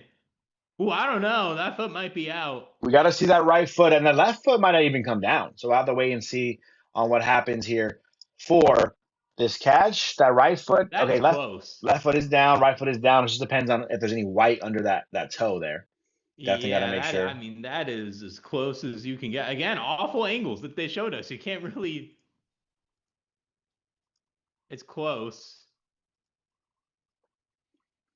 Close. And they're going to give him the touchdown. They're calling it a touchdown. So 3:51 to go. Touchdown Cardinals. Rams looking really porous in this third quarter. 20-16. The Cardinals are up. They are playing really poorly right now, especially on the defense side of the ball. But the offense in this third quarter played also poorly when they had their chance. They had gain of nothing, -1 actually, in this third quarter so far. So offense has to respond. Again, Rams just have to win, but it's not looking great. TBD says they have quit on the season. TD, it's over. TBD getting really hype in the chat because he has money bet against the Rams winning this football game. So we'll see if the Rams can pull through or not. Yes, we will have to keep on waiting and seeing. Q says go Rams. NFL news just came out. The Colts will not be firing their GM or head coach. Both of them will be back for next season. That does make sense. Yeah, your quarterback got hurt. I mean, it's not your fault. The quarterback tore his Achilles. Manuel said, my wife just walked in the room where I'm watching the game, saw the score, and she said, oh, I thought they suck. Don't they suck? Talking about the Cardinals. She's not wrong. They do. I mean, they do suck. The Rams just like more. Not wrong. Your wife knows ball, but no. They don't normally do. Froppy saying, bro, WTF are the Rams doing? Losing. Yeah, this quarter especially. The second quarter looked awesome. You were like, all right, they're going to get the ball back, have a great third, ice the game. And unfortunately, that has not happened yet. Floyd saying Rams will pull it out. I do think the Rams will win this game. I do. I think they know the importance of it. Because if you do lose this game, you either go to Chicago or Philly. And if this game does end before either of those games with a loss, I do believe we will stay on for a little bit to see who the Rams will play. But if the Rams win, obviously we know they will go to Carolina, which is a much more preferred destination, rather than going to play in the cold. TD saying, man, you can't lose this game, especially to have momentum in the playoffs. I do agree. Casey is saying this is a bad look. If they lose the game, it's a bad look. Matthew Stafford looked better this week than he did last week, obviously, but right now, yeah, it's not a great look here for the Rams. I'm going to do a quick check-in on the scores. Ronald saying thought Rams were NFC best. What happened? Yeah, they're still up there, but they're not guaranteed to be the best for sure. They've had a bad 3 weeks. There's no ifs, ands, or buts about it. They've had a bad 3 weeks, but again, when it comes down to it, and the playoffs start, nothing matters. Whether you're playing Chicago, whether you're playing Philly, whether you're in Carolina, literally everything is thrown out the window from the regular season. The Rams are in the dance. They got a chance. And that's all I'm gonna say. You guys keep saying the Rams suck. We'll wait and see when the playoffs start. Here we go. Yes. Kick is up. The right return it. The 20-25 gets to the 30 and is going to be down about the 30-yard line. So the Rams will have solid field position. They need to do something on this drive, down 4 points. Yes, they do. One way says Stafford still in. Yeah, Stafford is unfortunately still in. He's not playing well, but this third quarter, he only had the ball once and had -1 yard as a team on offense. So an update on the games that matter here for the Rams. Eagles are up 14-10. 16-0 on the Bears. Yeah. And the Eagles are up 14-10. So as of right now, the Bears would remain the 2 seed here most likely. Stafford snaps the ball in the shotgun, throws over the middle of the field to Puka Nacua, who gets tackled by 3 white jerseys, gets a gain of 9 on the play. 3:35 to go. Rams down by 4. Are they playing well? No. Can they still win? Yes. 3:29 to go. All you have to do is win. You play Carolina. If you lose, you play Philly or Chicago. 2nd and 1 for the Rams. Ball is going to be at about the 39-yard line. In Rams territory. Stafford under center. Snaps the ball, hands off up the middle, does run out the middle with Blake Corum, it looks like, who pushes the pile down the field and nearly gains about 7 probably on that play. Could have been gain of 2, ends up being a gain of about 7. Yeah, second down Rams. Rams. Solid play there by Blake Corum, getting that first down right now. Yeah, for the Rams again, the stakes, we keep saying it. When you play Carolina in a much preferred destination and a worse team, you lose, you either play in Philly or Chicago. Sorry, that was 2nd and 1, I forgot. So it's actually first down for the Rams. So Stafford fakes the handoff, looking, throws to Blake Corum, makes a catch, makes it past the 50, gets a first down for the Rams, and going to be in Arizona territory. So this offense coming out swinging here. Maria says, who cares? We're done. Well, again, if you win, you're not done. You play Carolina, and that's a good chance to win that game, I think. Stafford looks to the right, finds Corum. Corum gets the first down at about the 40-yard line, going to be 42. Yeah, very nice throw. Nice catch, too, from Corum. Not necessarily the best receiving back, but able to get that one going there for a nice gain of a first down. 2 minutes to go in the third quarter. 16-20 Rams are down 4, ball at the 43-yard line. Stafford snaps the ball, hands it off to Corum, who has to shake just to get to the line of scrimmage. Maybe a gain of half a yard on the play. TBD says, I'm a Ravens fan, and someone else responds saying, Major says, Ravens fan, you're not even in the club. Why are you yapping? TBD kind of got to agree there. You gotta wait and see what the Ravens look like tonight. Maria says they don't know how to win. Disagree with you there. They have 11 wins on the season. Go Rams, says second round monsters. Shotgun for Stafford, ball at the 42-yard line, drops back to pass, looking to his right over the middle of the field, caught by Tyler Higbee, takes a huge hit and starts dancing and says, come on, to the Rams fans at SoFi Stadium, because that was a great catch from the veteran. Yeah, that was. I'm actually very happy he came up okay after that, because that was a big hit there, pretty much at the 21-yard line. Budda Baker in there on that big hit, as he normally always is. Helmet Yeah, right Higbee, on the Higbee's going to feel that one. Right on his. I mean, just a great catch. Yeah, he's grabbing the back. It looks like he's going to be okay, though. Unfortunately for one of the Cardinals defenders, he is not. It might be Budda Baker that's grabbing at his shoulder or something, because his helmet just went straight into the lower back / bottom of the hip almost of Higbee, which, that, like you said, Higbee's going to feel that in the morning, especially as a 33-year-old veteran. But great seam route, great catch, holding on to the football after a big hit as he hits the ground even, too. You got to survive the ground in those catches. Manuel says, I have an appreciation for Tyler Higbee's celebrations when he catches, especially a touchdown. Yeah, he's always cooking some funny up on the celebrations. TV says Higgs is busy today. Hey, first game back, and I said this in my video. Rams, Stafford especially, are probably really happy to have Higbee back. Don't get me wrong. Yes. These other tight ends are all very capable, but Stafford really likes and trusts what Tyler Higbee does out there on the field. Goated says, saying ideally you want to be playing your best ball at this point in the season. Hopefully we still got some tank left for the playoffs. I agree.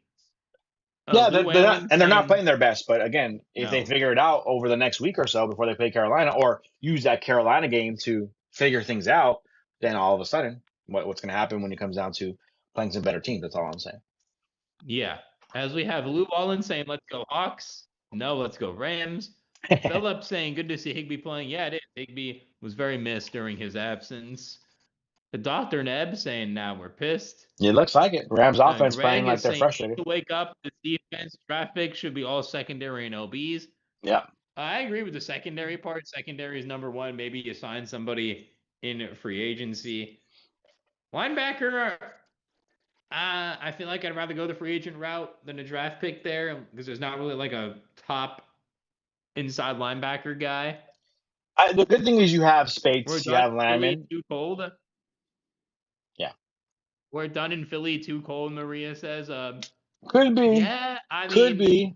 Puka's a pretty tough player, though, and you saw last year in Philly, he was able to still make some nice catches for you when it mattered most. But yeah, I think it is what you want to avoid for sure. So if you play Carolina again, winning this game is ideal. And you see Budda Baker here, helmet straight into the lower back of Higbee. He looked fine getting up. Higbee did, but Budda Baker got the rough end of that, as might have had some type of stinger, neck, head injury. So he's probably going to go ahead and head to the sideline here. And they're saying his shoulder is in pain. That's what he's saying, at least, to his trainer.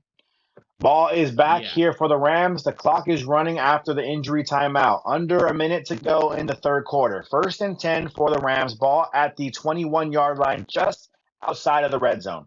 Stafford on the center, nobody in the backfield. Actually, I'm sorry, I missed it. It is Kyren Williams in the backfield. Stafford rolls to his right, finds Colby Parkinson. He's running, dives into the end zone. That is a touchdown, Rams. I'm going to keep my voice low so my mic doesn't go crazy. But Colby Parkinson, nice catch running across the field, turns up the field, dives into the end zone for a Rams touchdown, 22-20. Should be 23, barring a missed extra point. Yeah, this is just a great run after the catch here. Stafford finding Parkinson. good thing he caught that with all the drop issues he said. Yeah, well, they got to make sure he didn't step out. I don't believe he Let's check the did. sideline real quick. Yeah, I wanted to say the same thing. Gets really close there, but just no, that last little dive attempt. You want to see his foot, but the officials would have called it back. If anything, it's not called back. Harrison Mevis, kick is up. Kick is good. The Rams are up 23-20. 3 points in this football game. Again, you don't have to cover the spread. Sure, we want TBD to lose his bet just because he talks a lot of smack. But at the end of the day, if the Rams just simply win the football game, they will face the Carolina Panthers. So that's what we want to see. Yes, we have one of our bosses is actually a big Panthers fan. So, Yes. Yeah. yeah, he's been talking. And He's been he's been talking, yapping. especially now that And his Panthers are back in the playoffs. and So we let's have not like a little forget, digest media bowl Josh, essentially I here I in know the first round. you won't forget this, Josh, but back when we played the Carolina Panthers and the Rams lost, our chat was flooded with Panthers fans after that game who didn't talk much Yes. during, but definitely talked a whole lot after the fact. And so we would love to get those guys back in the chat as well during that playoff game and be able to have some fun banter back and forth if the Rams can hold off and beat the Arizona Cardinals. And again, look, the Rams are not playing perfect. The Rams are not playing great necessarily, especially on defense, is more of our concerns all season. But the Rams they just got to win. That's all that matters. Do you want to play your best ball at this point in the season? Sure. But when the when the kick is up and the kickoff is going for that first playoff game, no matter who you're playing, all of that goes out the window. Play your best ball then, and that is all that matters. So the Rams just need to get this W so they can play Carolina. Yeah. Yeah, I fully agree. That is all you really have to do in order to play Carolina. Froppy is saying I need a big lead from the Rams for me to be calm. Yeah, I do agree.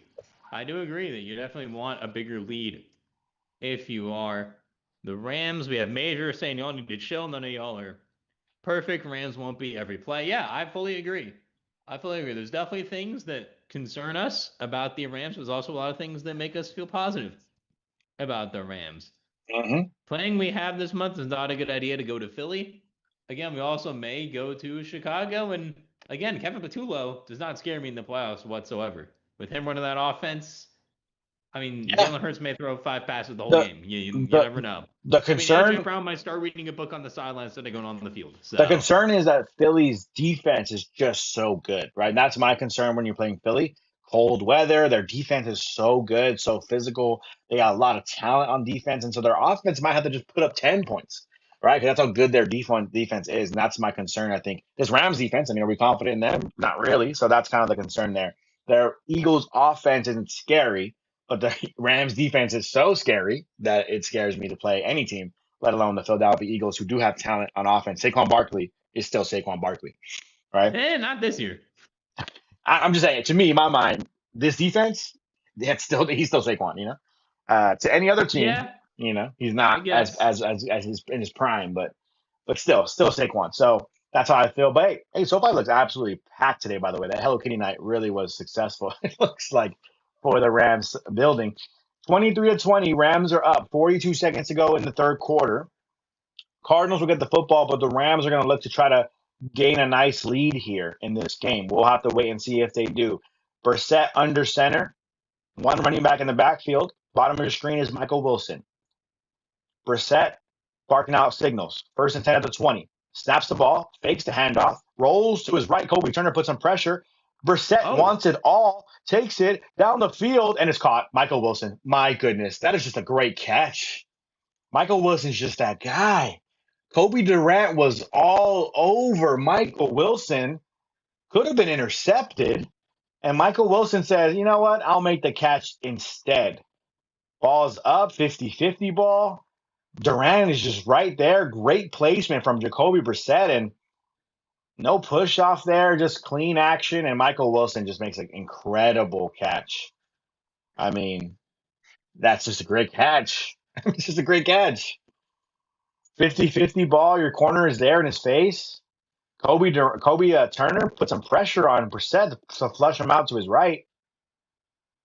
And Greg says, told you secondary stinks. Hey, we've been telling you the same thing all year long. yeah, we Secondary is not have. reliable. And that's just Yeah, I bad. mean, that is. It's just bad. That's just a bad play. Wait, there's a penalty? You're joking. You're joking. I didn't see the penalty. I didn't see the penalty, Floyd. A holding call on the offense. By the way, should have been another hold there as the Rams try to get to Brissett. I did not see the holding call, Floyd. Thank you for telling me, but wow. A huge play taken away from the officials. Cardinals fans are livid, I'm sure. I didn't even see the I didn't even see the penalty. The Rams get absolutely saved by a penalty to end the third quarter. That 1st and 20 pass got about 3 or 4 yards. So it's going to be 2nd and long for the Cardinals coming into the start of the fourth quarter. Wow, Rams get saved. Absolutely bailed out.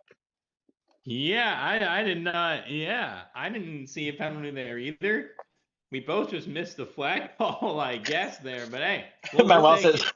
"Come on, Josh, pay attention." That catch was so amazing. I got distracted, but also I didn't see them put a flag, even a flag on the scoreboard or anything. I didn't see any of that. But No, they didn't. I didn't see a flag on the scoreboard there either. That's why I was so surprised that they actually put something up there. So hey, Floyd, we'll take it. We Floyd, if you needed that, or else that could have been a momentum changer for the entire rest of the game there. Floyd, if you Key could let us play. know what the penalty was, because I didn't even see a replay for the penalty. Those personal fouls really hurt. Was it a personal foul? Whoa. I hope they show a replay because I And don't think we were the only people who missed that. I think a lot of people might have missed that penalty. and I think maybe on the Kobe Turner. The Kobe Turner kind of while he's coming off the edge there, he beat it one offensive lineman. Someone else might have kind of popped him in a weird way. It might have looked like. I don't know. We'll see. Let's see. Cardinals. Let's see if I can get some tweets here. Let's see the latest. NFL is rigged. Michael Wilson with a huge catch. Cardinals got screwed. Hey, maybe. BS personal foul on the Cardinals offensive line who just made a block to negate that big Oh, play. NFL sucks nowadays. These are the live tweets that I'm seeing from people who have no likes, by the way. So this is random tweets. nah. That was not a hold. Took an amazing play away from the Cardinals. Maybe so. Maybe so. How the F was that a penalty on the Cardinals? I'm looking for some type of video, but not seeing it here.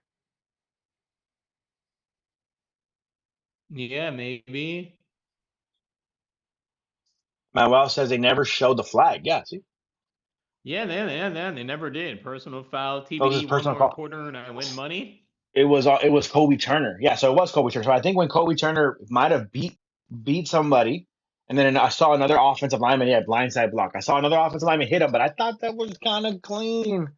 He's trying to protect his quarterback. I don't know. I got to definitely see a replay on that. But either way, start of the fourth quarter here. 2nd and 16 now for the Cardinals after a huge personal foul penalty on the Cardinals offensive line. Questionable, controversial, it seems. But either way, Cardinals have the football at the about 14-yard line. Brissett hands the football off. Jared Verse able to stuff that run alongside Kobe Turner. Going to be a gain of about 3 on the play, so it's going to be 3rd and long for the Cardinals. Hey, good play there by Jared Verse. That was a must limit to short yardage. You do give him 3rd and 13. A tough play here for the Cardinals. Second Here on round 3rd down. monster says 275 watching, only 40 likes. What's up with that? I agree with you. I like the Yeah, channel. I agree. Yeah, got to get the likes up. If you're rooting for the Michael Rams Wilson, to by the way, win, just passed 1,000 yards here wow. on the season, joining Trey McBride with that mark. And we'll update you guys here on why you want you to like this. But come on, defense, says Manuel and TD. Brissett drops back to pass, looking to his right. Jared Verse put some pressure on him. Kobe Turner had him. And then Braden Fisk says, I'll finish the job for us, guys. Don't worry about it. Braden Fisk gets the huge sack on Jacoby Brissett. And I'm sorry I'm not getting louder. Okay, I would love to get hype and loud. I don't want my mic to pop out. But Brissett steps up. Verse avoids that sack. Kobe Turner has his ankles. Misses the shoelace tackle, and Braden Fisk says, I'll just finish the job. Yeah, that was good for Braden Fisk. Braden Fisk been dealing with an injury. The last couple weeks he's been on the injury report. Nice to see Fisk getting back there for his shoulders. For the Rams, you could potentially start in Cardinals territory here with a good return. And we're not Yeah, going to. Xavier Smith calls a fair catch. A great punt there Great punt. Fair catch at about the 35-yard line in Cardinals territory. So the Rams will have average field position. A touchdown would be huge here to give them a comfortable lead of 10. We'll wait and see on that. But Rams kind of get bailed out by a penalty. Didn't really see the flag, didn't see a replay, so I can't say whether or not it should have been called. But the Rams get bailed out. Michael Wilson, huge catch brought back from a flag by the Rams offense. So we'll have to wait and see now on if the Rams can score here. TBD says you guys should do the Ravens-Steelers games. Would love to do it. I work another job, so sorry. Manuel says, I'm telling you, Josh, I got you on the mic. I sent you a DM, Manuel, so reply to me in the DMs. We'll talk for sure. I got to see what wiring you have, as Kyren Williams does go ahead and take the handoff up the middle, gain of about 4 on the play. But reply to my message, Manuel. Let me know if you got it. If you didn't, we can try to get that sorted out. For sure, we'll talk. We'll talk about the mic because my headset is – my AirPods are not going to be the consistent ones for the playoffs for sure. But back to second round monster saying 275 watching, only 40 likes. If you want the Rams to win, like the video. If you want the Rams to lose, I like the video anyways. Be a hater, but like the video. And subscribe as well at least for either outcome. 2nd and 6 here. Ball at about the 37-yard line, 37.5. Puka Nacua receiver in motion. Stafford fakes the handoff. Looks to his left. Finds Puka Nacua in the backfield. Avoids one tackler. Actually pushes his way forward from the second tackler near a first down. They're going to call it 3rd and 1 for the Rams. Great effort from Puka Nacua. Yeah, we got a game break here. Seeing the Bears. Caleb Williams with a nice pass for a touchdown. 2-point conversion, good. Yeah, 2-point conversion, good. We got a donation from TD. Let's get JG a new mic for the playoffs. I agree. Thank you so much. Thank you so much, TD. I appreciate the donation. I appreciate you guys. Maybe Manuel hooks it up. It sounds like he may be able to hook it up for me. We'll talk for sure in the chat or on Twitter. Puka gets a handoff on 3rd and 1 and actually bounces it outside, gets a huge gain. 12 minutes to go. Rams get another huge first down. Again, any points would be nice. First down there. Yeah. Any points would be nice here. But a first down is huge, and a 7 would be huge for the Rams as well. Yes. Boyd says Rams will play the Panthers when they win, not if. Yeah, when. I like that. I like the confidence. I'm liking the confidence. 1st and 10 here, ball at the 44-yard line. Stafford under center, fakes the hand. Oh, no, gives the handoff to Kyren. Kyren bounces through, gets a huge hole. He's running, he trips up, gets to the 20-yard line. Huge hole opened up for Kyren Williams after he breaks through a couple of hand tackles. 2 blockers ahead of him, and he just trips to finish. But a great way to sneak through that offensive line. Huge gain for Kyren. If he doesn't trip, that could have been a gain all the way down to about the 10-yard line. Nice run by Williams, says Floyd. Yeah, man, that was a nice run. Unfortunately, kind of tripped up there at the end, but got the Rams almost to the red zone already. Jaron saying, want the Rams to play the Panthers. Come on, Rams. I agree. Stafford under center, fakes the handoff to Kyren this time, rolls to his right, defender in his face, has to throw the ball out of bounds. Should have thrown it a little sooner. No one would get hit and get pushed out of bounds there. 2nd and 10. 10:45 to go. 10:44 to go in this 4th quarter. Los Angeles Rams, 504 total points scored this season. This is the 5th season with 500-plus points in franchise history. And this team is bad? Please. Yeah, that's why, this team's not bad. They're not playing the best right now, but overall, I still think they're quite a good team. After they score, they're going for 2 from Steven Jackson. Maybe. 2nd and 10 from the 23-yard line. 22. Stafford throws it down the field wide open. Tyler Higbee. He's in. Touchdown. Touchdown, Tyler Higbee. Great route toward the corner. Stafford lays on him perfectly, and Higbee just says, you know what? Let me just reach over here, over the pylon for a Rams touchdown. Again, I would love to get hype and crazy, guys. I'm not trying to make my mic go out. But touchdown, Rams. Yeah, that was a really nice route there from Tyler Higbee. Let's make sure he gets in. He looks like he was in, Higbee. Oh, yeah, great he's catch. In. Yeah, that's a touchdown. No need for a replay. He is in. That is great awareness by Tyler Higbee to get into the end zone. Matthew Stafford, 3 touchdowns on the day. Drake May came into today as the MVP favorite, but Stafford is definitely putting himself back into the conversation. That I don't think it's a foregone conclusion. Terrence Ferguson hyped up. Ferguson most likely should be back by the playoffs. Yeah, you have that now. Jacksonville scored 41 today with Lawrence. Might be their year. What do you think from Starlight?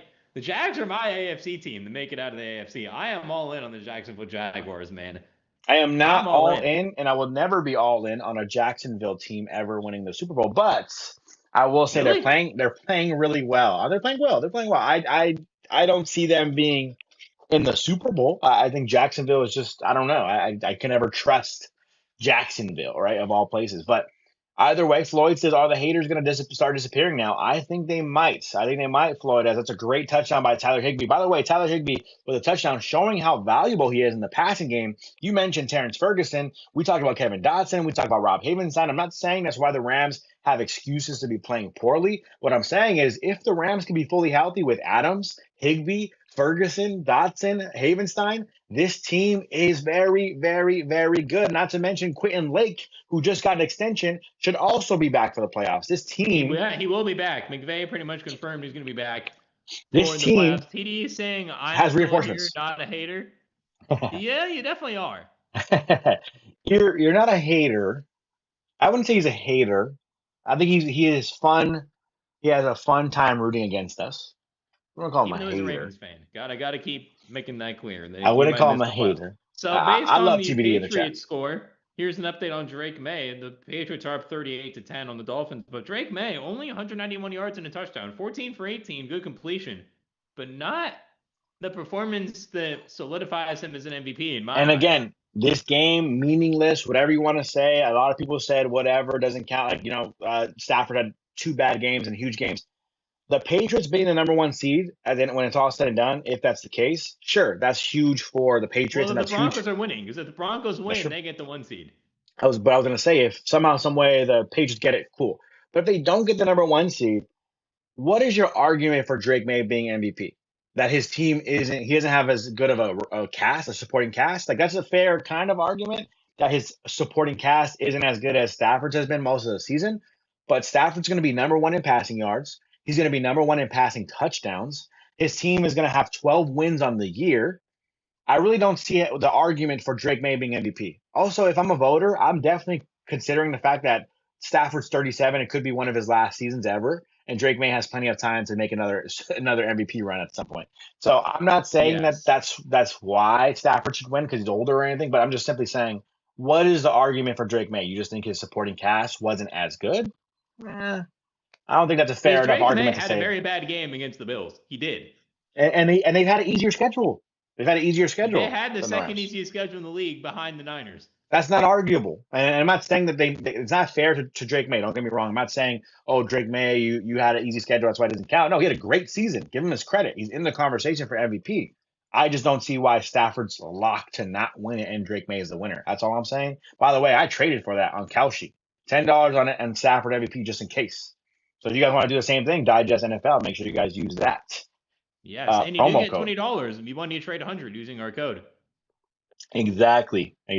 So make sure if you guys want to trade on Kalshi just like I did for Stafford being MVP, then go ahead and do so as we're watching Drake May hand off to his running back Travion Henderson for a touchdown. Could have done that last week in the championship for fantasy. Whatever. Travion By the Henderson way, I'm touchdown. a Trayvon Henderson believer. I'm a huge Yeah, Trayvon he's Henderson great. believer. He's great. 38-10. The Patriots are dominating the Miami Dolphins. Here we go. Jacoby Brissett at the 30-yard line. Oh my goodness. Whoa. Miscommunication. Runs into his tight end. He gets a free sack. Kobe Turner does. Free sack by just tapping the shoulder pad of Jacoby Brissett. And here's the NFL on Fox talking about the MVP race. How quickly you see Stafford was very obviously ahead early. Baker Mayfield was in the conversation early. And now they have Drake May in the lead. But a record of 13-3 could be 14-3. It's going to be 14-3 for Drake May. Better passer rating, but more touchdowns, more yards per game for Stafford, and 12 wins in the year for Stafford. I don't know. I'm just saying. Percent drops back to pass. Looks over the middle of the field. It's dropped by Trey McBride. A rare drop from the arguably the best tight end in the league. Yeah, definitely. That's a rare drop for sure from Trey McBride. Phillips saying, I hope the schedule makers give the Rams a break with traveling across the country next year. Yeah, I agree. MEFL saying, how's the division stand? Niners over Rams. The Seahawks won the division. That has been confirmed. If the Rams win this game, they will be ahead of the 49ers. Yeah. So the For the the division. They will Rams be second in the division and fifth in the conference. Rams win this game, they will be fifth in the conference and play the Carolina Panthers to start the playoffs. Off kilter, weird throw there from Jacoby Brissett off one leg. Finds, looks like Trey McBride, but it's going to be short of a first down marker. So fourth down for the Cardinals, and their punting unit is already making their way to the field. So 4th and 12, 30-20 is your score. TBD, I know you're rooting for the Rams to not cover the spread, but if the Rams score a touchdown here, they will be up by 17. If the Rams score here, I do think the starters will be taken out of the game. That's what should probably happen. Greg says TD Chicago 16-16. Wow, the Bears have come back in that football game versus Detroit. So we'll see what happens there. The return from Xavier Smith is caught at the 15. He tries to get as much as he can, but ends up just only gaining about 18. A lot of work. Wait, we have a lurk. What's the Kalshi code again? Digest NFL, all caps. Digest NFL is the code for Kalshi. If you guys want to trade on Kalshi, just like Lurk is about to join in on the fun, then make sure you guys use promo code Digest NFL. You guys get $20 if you trade 100. Yeah. Lee Wallen saying he beat Arizona. Good stuff. I mean, yeah, we know that Arizona's not a great team, but at the same time, you needed this momentum. I mean, the Patriots lost to the Raiders, by the way. Let's make that clear. So I don't want to hear anything about us being Arizona if you're talking. If we lose to Arizona, that would be hilarious. I mean, yeah, it would be, especially given the way the game's gone right now as we have Stafford's kids having a nice moment pregame. It's cute. But, yeah, no, for Llewellyn, I know you're a Seahawks fan. You think the Rams suck, whatever. But ultimately, all we're saying here is the Rams needed to win. And any way possible, if they win, they win. And right now, they are currently winning this game. And so if they can win the football game, they play Carolina. That's all we really need. As Nick Swearing says, Rams suck. While Stafford drops back to pass here, throws over the middle of the field to Puka Nacua, who nearly gets a first down. It's going to be 3rd and short here. Don't really care if you guys say the Rams suck, to be honest, because, again, all the regular season gets thrown out the window. Got to say it 20 times. It gets thrown out the window once the playoffs start. So that's all we can hope, sit back and wait for. Philip says Washington versus Eagles tied 17-17. So the Eagles and the Bears fans are both on the edge of their seats watching those NFC games go on. Yes, they are. We're still a little bit on the edge of our seats here. This is a close game here, 3rd and 1.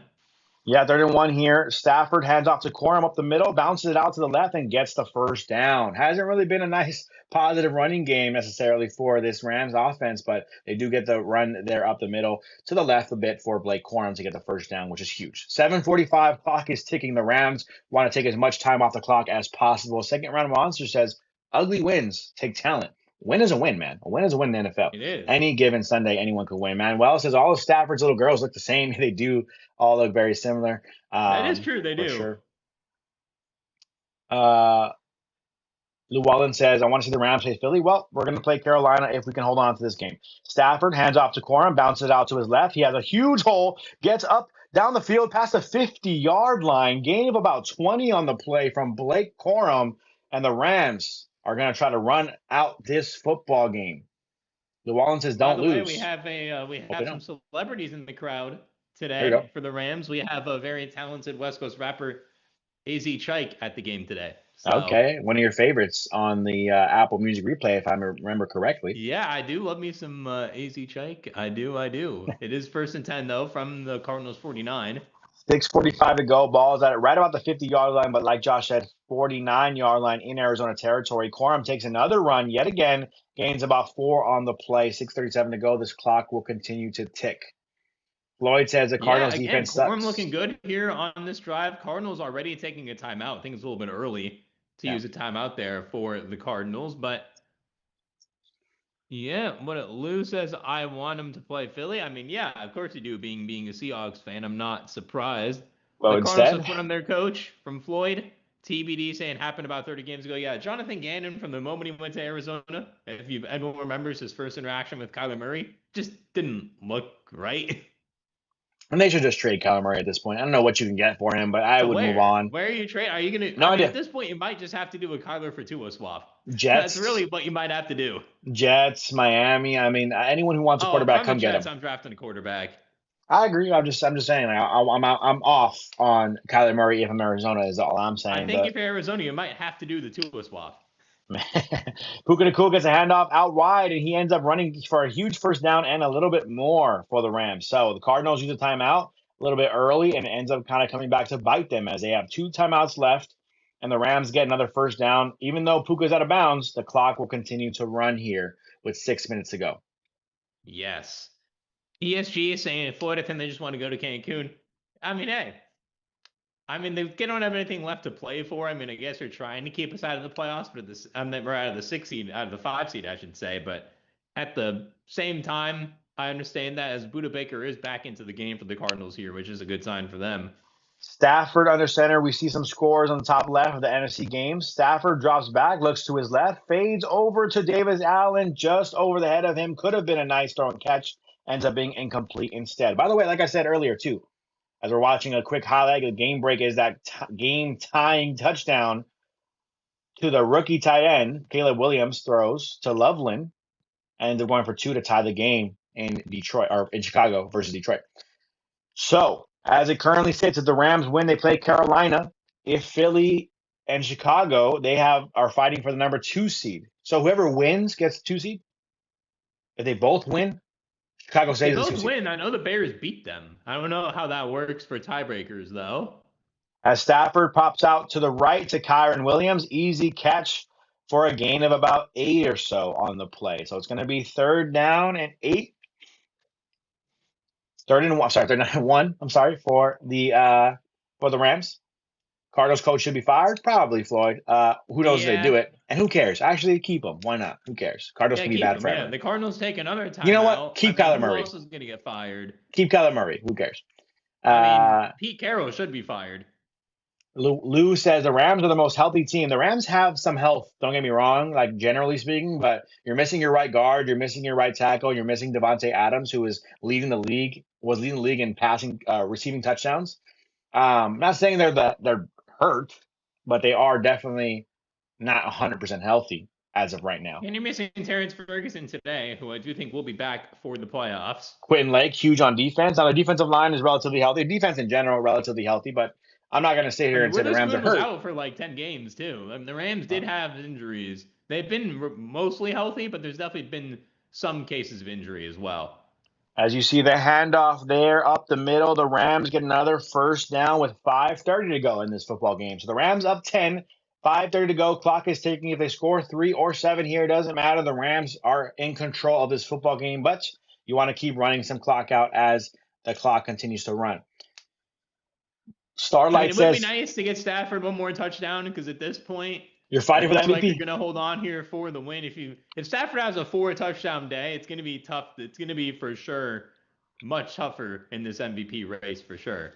Stafford drops back, rolls to his right, looking downfield, catch. Puka Nacua runs to the sideline at about the 5-yard line. So the Rams will be first and goal at about the 5. Great catch there. And I do think, like you said, Josh, if he can get a 4th touchdown on this game, and he leads Puka, yes, catch. Barely gets it on the sideline, but yeah, if I'm Stafford and I get that extra touchdown, I think there's a really good chance Stafford wins MVP. I don't know. We'll have to wait and see. Yes, we will. Puka Nacua's second all-time in receiving yards through a player's first 3 seasons. Here we go. According to Fox Sports. 4:28 to go. Clock is still continuing to tick down. I thought he went out of bounds, but sure. 4:20 to go. Stafford hands off to Corum. Corum pushes through the middle of the field, gets to about the 1-yard line. So it's going to be 4:15 to go. Clock continues to run down unless Arizona calls timeouts, which they might have done so right now.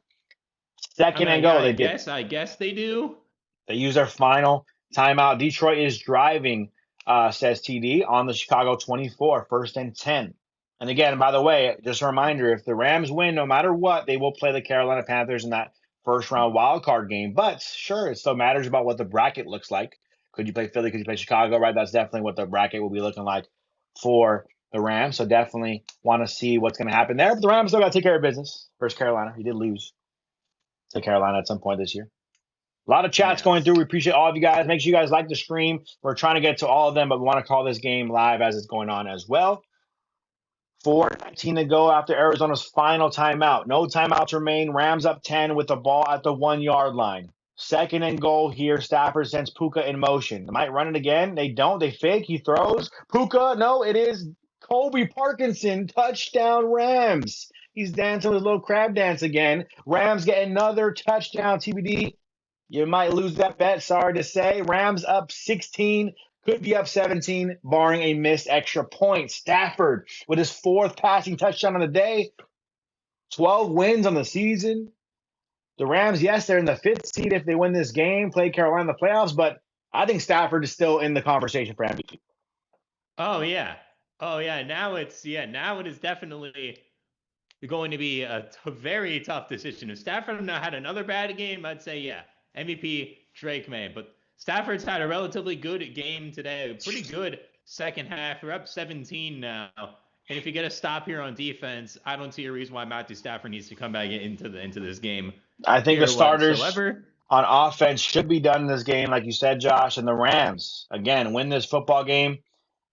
It looks like 17, 4 minutes to go. No timeouts for the Cardinals. Floyd says the Cardinals quit their coach. Good, Floyd. I don't care about Arizona.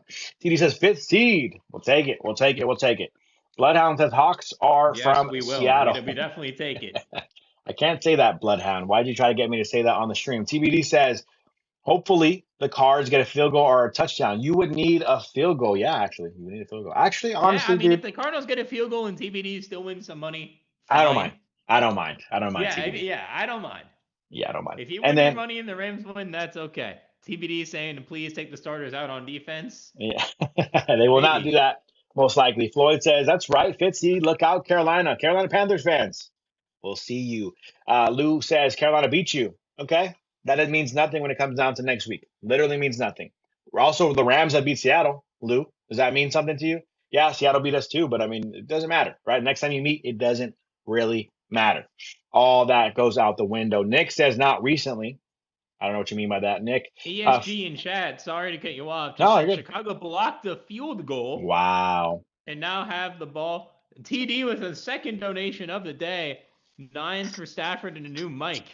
Thank 9's up, so TD. Appreciate you TD for that. I apologize. We really appreciate it. Apparently, his mic is so bad, Josh, that people need me to get a new mic. So, TD, it's on my radar. We're talking to Manuel in the behind the scenes. Even if it doesn't work out with Manuel, we'll try to get myself set up with a new mic. I promise you, that is my goal. New Year's resolution. Get Josh set up with a nice new mic before the playoffs start. That's definitely what I'll try to work on this week. Lou says Carolina won. They ran all day. Sure. They did. That's past tense. You said won. They did. It's a past tense. Doesn't mean anything next week. ESG says, wait. They got an interception. Sorry, what? Who got an interception? Chicago? Chicago got an interception, it sounds like, from ESG. We'll wait and see on the updates on that.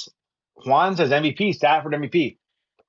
Again, he's leading the league in passing yards. He's leading the league in passing touchdowns. He has 12 wins on the season. I think Stafford should win MVP, but I'm biased.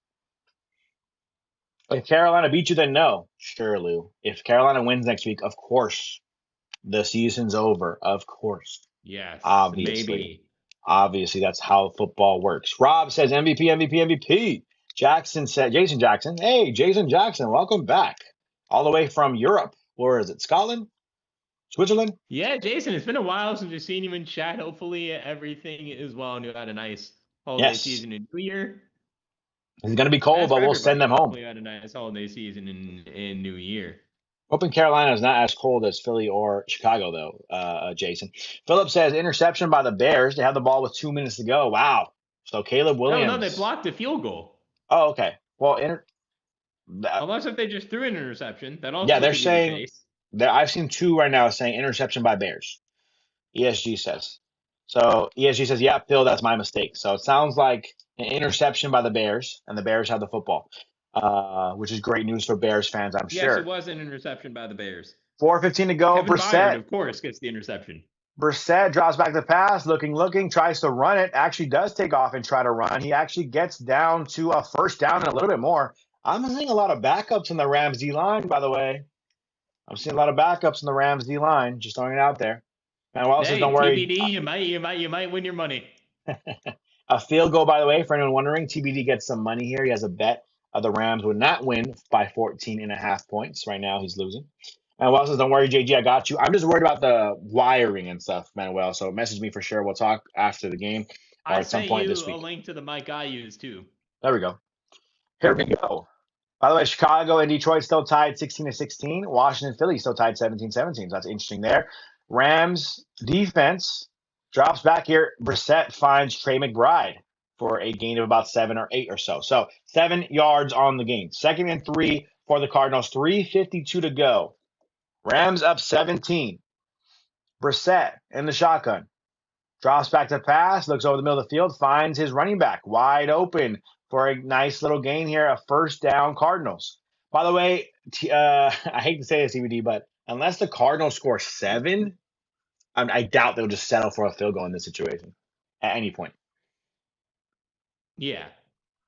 Brissett in the shotgun, running back to his left, 3:23 to go. Michael Wilson, the receiver at the bottom of your screen. Guy's been killing the Rams all day long. Brissett drops back to pass, looks to his right, finds Trey McBride. Yet again, great tackle by Roger McCreary. By the way, I see Troy Reader out there. I see Roger McCreary out there, and that means there are some backups on defense for the Rams. Yeah, that's a good. Yeah, whenever Troy Reader's on the field, you hope the backups are in on defense. So it's always. Emmanuel Forbes, Kobe Durant still in the game. Michael Wilson's a target here, nearly a one-handed catch. Emmanuel Forbes in coverage says no, Emmanuel incomplete. Forbes actually covered him. Yeah, like a first tonight. Most catches, by the way, is going to most likely lead the league in receptions. We'll see if McBride does get 3 more today, but it looks like Puka is going to lead the league in receptions. 4 more catches for Trey McBride to take that from him. Yeah, we'll see if he even gets 1 more here because it's 3rd down and 2. Nick says Rams suck, but he's been watching the Rams play all game, watching our stream, commenting off stream, and watching them win 37-20 right now. Yes. Brissett in the shotgun, hands off to his running back up the middle of the field, who gets a first down, past the 20-yard line. So 2:45 to go. Cardinals get another first down. And is this Rams defense playing poorly? Sure, but again, these are backups. A lot of these guys are backups on the D-line. Oh, Verse is out there. Jared Verse is in there on 3rd down, I see.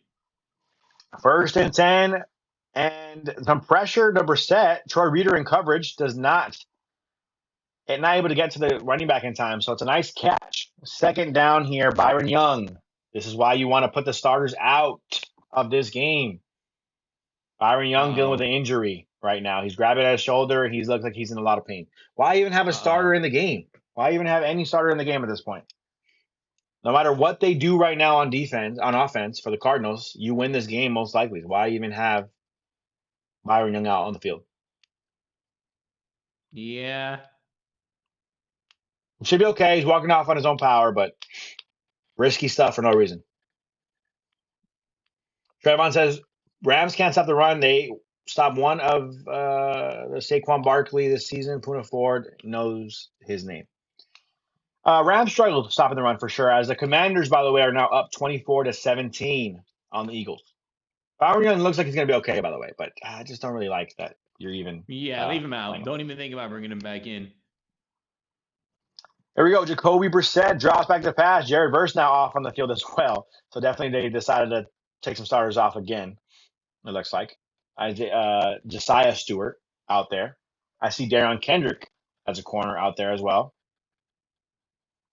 Yeah, for those of you who forgot, Darion Kendrick was cut by the Seahawks, and the Rams did pick him back up. 3rd and 3 here once we get back from the 2-minute warning. Looks like the Rams are going to hold on.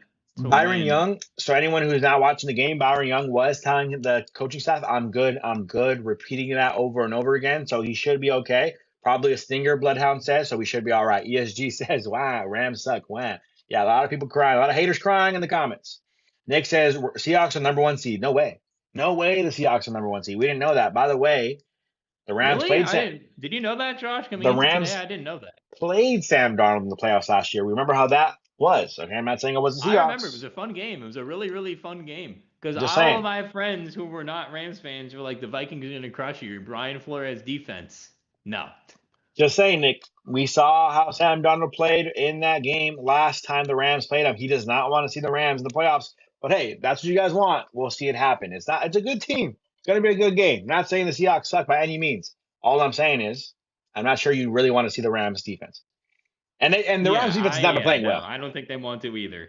The Rams defense has not been playing well, but in that situation where Sam Darnold has to face Jared Verse coming off the edge again, that might be scary.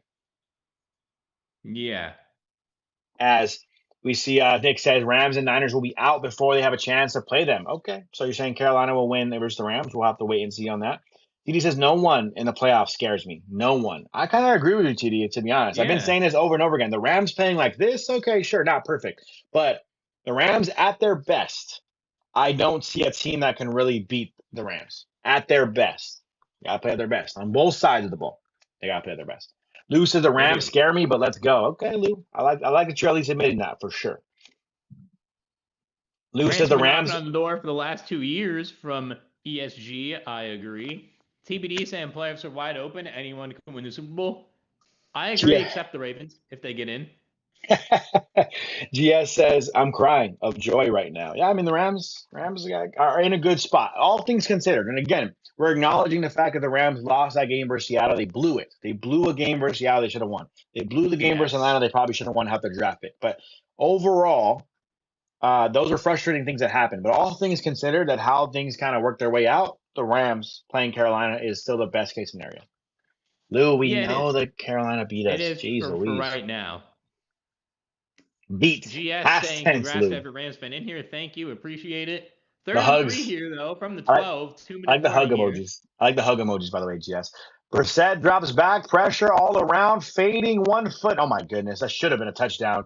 So Michael Wilson, he just a little overthrown from Jacoby Brissett. Sorry, TBD.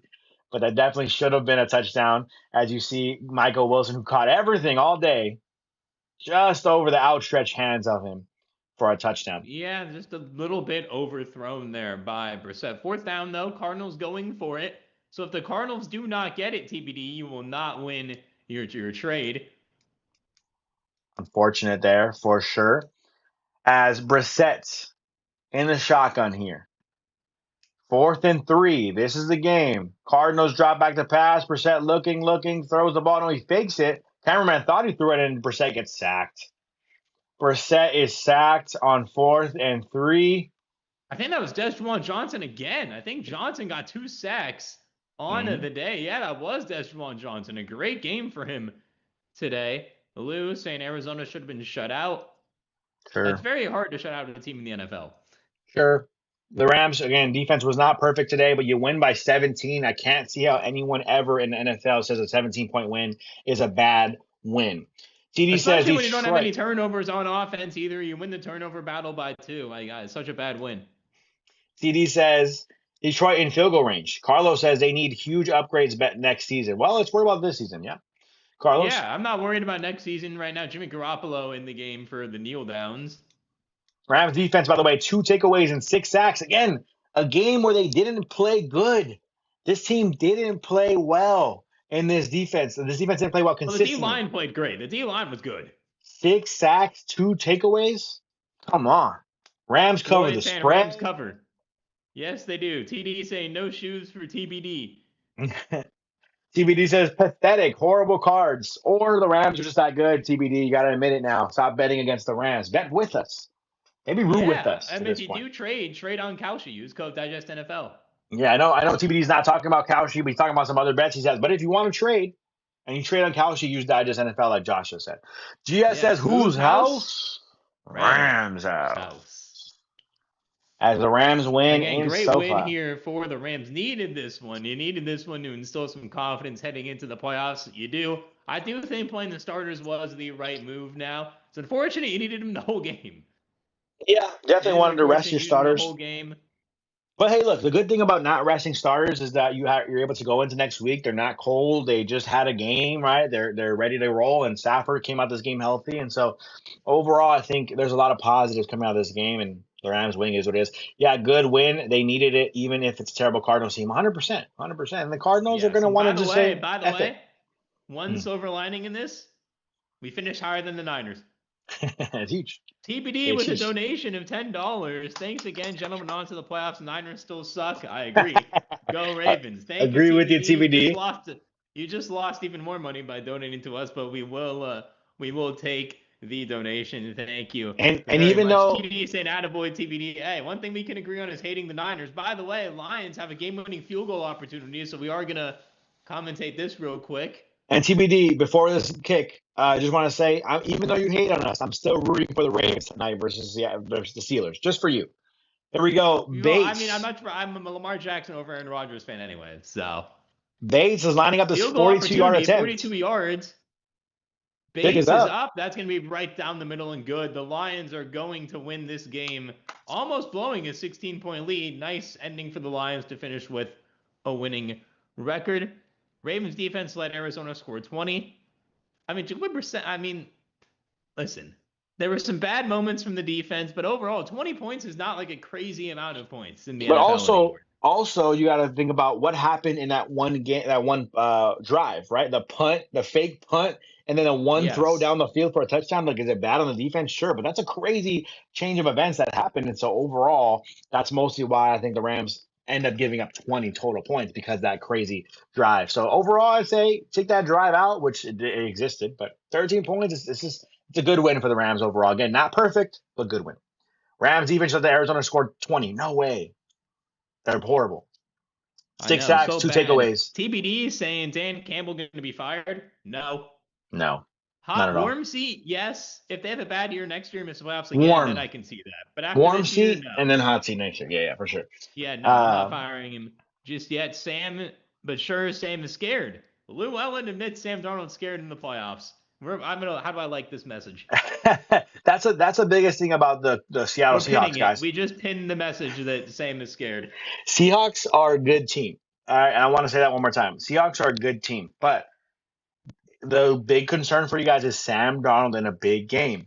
Can he continue to play well? Because we've seen him even against that first time against the second time, I should say, against the Rams, right? Well, the first time threw 4 picks. Second time against the Rams didn't look great. If you didn't get that return touchdown for a touchdown for Raheem Shaheed, I think you lose that game, and so that is why. Oh yeah. That is why I think I'm not as worried about the Seattle Seahawks. TD saying Carolina fans, make sure y'all are in chat next week. I agree. We have the Digest Media Bowl, the Rams versus our boss as well. Yeah, we're definitely gonna. Our boss is going to be tuned into. I'm gonna go send him a message right now, actually, as we're. Yeah. We gotta send him a message. Edgar saying thanks, Rams. Y'all crushed my dreams. You're welcome. You're welcome. The Rams are in Sam's head, yet he won. He didn't really outplay Stafford in the game. We blew the game. Sure, Sam Darnold made some clutch throws. I'll give him some credit because he didn't completely fold, but he was awful for 3.5 quarters against the Rams.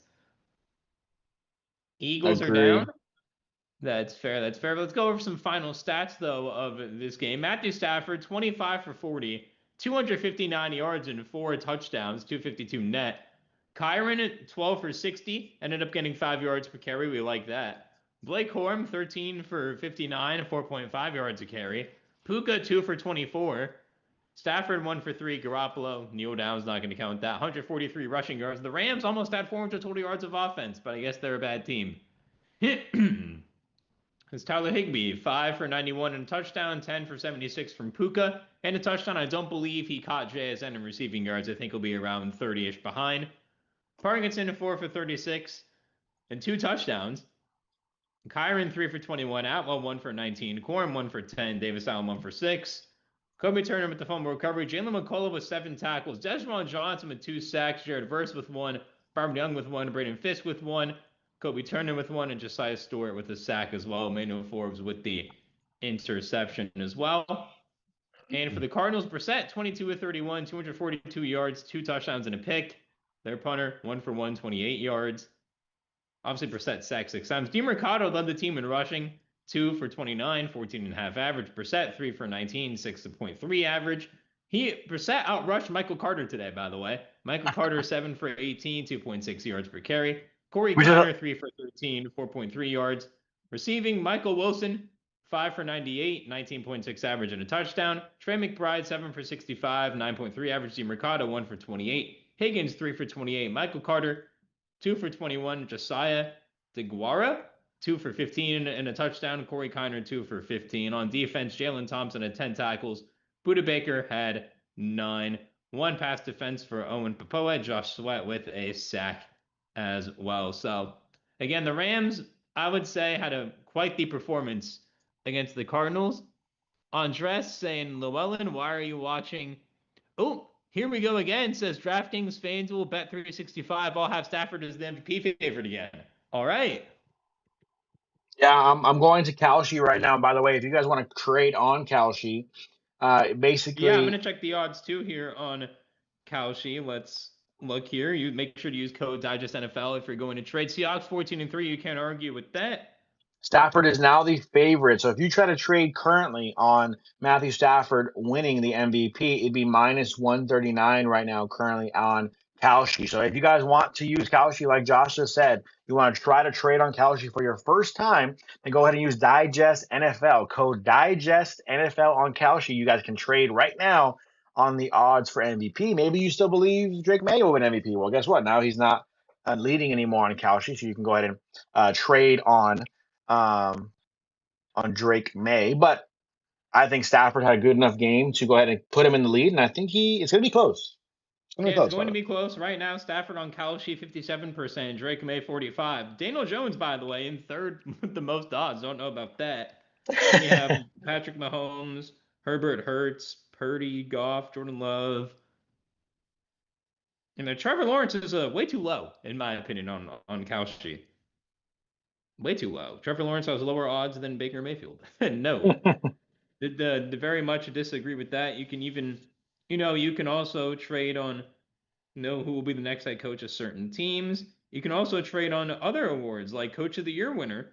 You can see who the favorite for Coach of the Year is right now. It's Mike Vrabel, Mike McDonald, and Liam Cohen. I would say those are the 3 favorites. Aaron Glenn has better. Aaron Glenn and Pete Carroll are people you can trade on as well if you're feeling risky there. Kyle Shanahan as well could be up there. So very many Lou, different things. You can go to Offensive Rookie of the Year as well. Right now, Tet McMillan is a heavy favorite. Jackson Dart there in second. Tyler Shuck and Travion Henderson as well are the top players in that. Obviously, Defensive Player of the Year. If you're not going to trade on Myles Garrett for Defensive Player of the Year, I don't really know what you're doing there. and again, if you want Comeback Player of to, the Year as well is an interesting one. You got Christian McCaffrey as the favorite with Trevor Lawrence and Aiden Hutchinson up there. I would say those are the top 3. But yeah, you can trade on whatever you want to. There, Rams Panthers heading into next week. The Commanders are beating the Eagles with 13 seconds left here. We will stay on here to see how this game's going to end as Tanner McKee just took a sack, which is not ideal if you're an Eagles fan. That is 4th down now. So this game, 4th and 18. The Eagles are deep in their own territory. Tanner McKee is going to have to air it out. He does. And picked off, but it's out of bounds easily as the Commanders player Mike Sanders still takes a seat on the Eagles bench. And the Eagles look like they're going to lose this one 24-17. So the so Bears are Eagles. going to stay the 2 seed. So it's going to be Bears Packers round 1 and Eagles Niners. So the only way the Rams would play Philly then in that case would be the NFC championship game, right? Yes. Okay. Interesting to see there because it would be then the Rams have most likely their path if we're being honest about how things are going to look. Let's say their most likely path to the Super Bowl would be Carolina, Seattle, Philly. That sound about right? Yeah, or Chicago, because I do think Chicago can beat Green Bay because Jordan Love's going to be cold. Didn't play for 2 weeks. No Micah. Very, very interesting stuff. We'll see what the path ends up looking like. But the Rams, I think, have a chance to get there, but it's going to be tough. It is going to be tough. And we look at Lou Yeah, saying, look at my prediction. He says they beat the NFC South. San Fran beats Philly. maybe. Chicago beats Green Bay. Yeah. And we play San Fran. We win, then play the Rams in the championship. Interesting for sure. Interesting for sure. It could happen. It could happen. I would not mind to play Seattle later in that case. But we'll wait and see if that's what comes through. Is that possible though? Because the 4 versus 5 is up. Or we're I the 5 don't seed. know. I have to really see what a bracket looks like, to be honest, Lou. But Yeah, either way, we as know for sure. one last word for awards here on Kalshi. Hmm. Offensive Player of the Year. JSN is the heavy favorite at 91%, followed by Puka at 10%. Christian McCaffrey at 2%. Bijan Robinson is way too low on this list. Not even really a name here. Bijan Robinson definitely should be on here as well. Yeah, those are the clear top three. I don't think JSN should be so high above Puka there at 91%. So if you want to trade Puka there, remember to use code DIGEST NFL ESPN on Kalshi. ESPN just posted, Adam Schefter posted the official playoff picture. So the 7 seed Packers will be playing at the Chicago Bears, 2 seed. The 49ers, 6 seed, will be playing at the Philadelphia Eagles, the 3 seed. And then the 5 seed Rams will be playing at the Carolina Panthers. So in this scenario, I am assuming it depends on who wins, right? So if the 49ers beat the Eagles and the Rams beat the Panthers, then the Seahawks would play the Niners, like Lou said, Yes. and the Rams would go and play Chicago, or Chicago in that scenario. Maybe the Yeah, the Packers one beat thing Chicago. about Chicago that scares me You don't is think the Packers could beat Chicago though? not without Micah Parsons now. I don't know. I don't know how good Chicago really is. I really don't. Because they're I'm going not to saying be the home. I just think that I'm not saying the Packers are good. really I'm just saying. I believe in Ben Johnson as a coach very much, and I definitely think it will be tough there for the Packers as I am Hold going to on, look real up. quick. P. Mendoza says the Rams have fans? Question marks with laughing emojis. If you're a Rams fan, show PM Mendoza that you are a Rams fan. Because whose house? Rams house. Let us know down in the Rams. chat. Let them know that.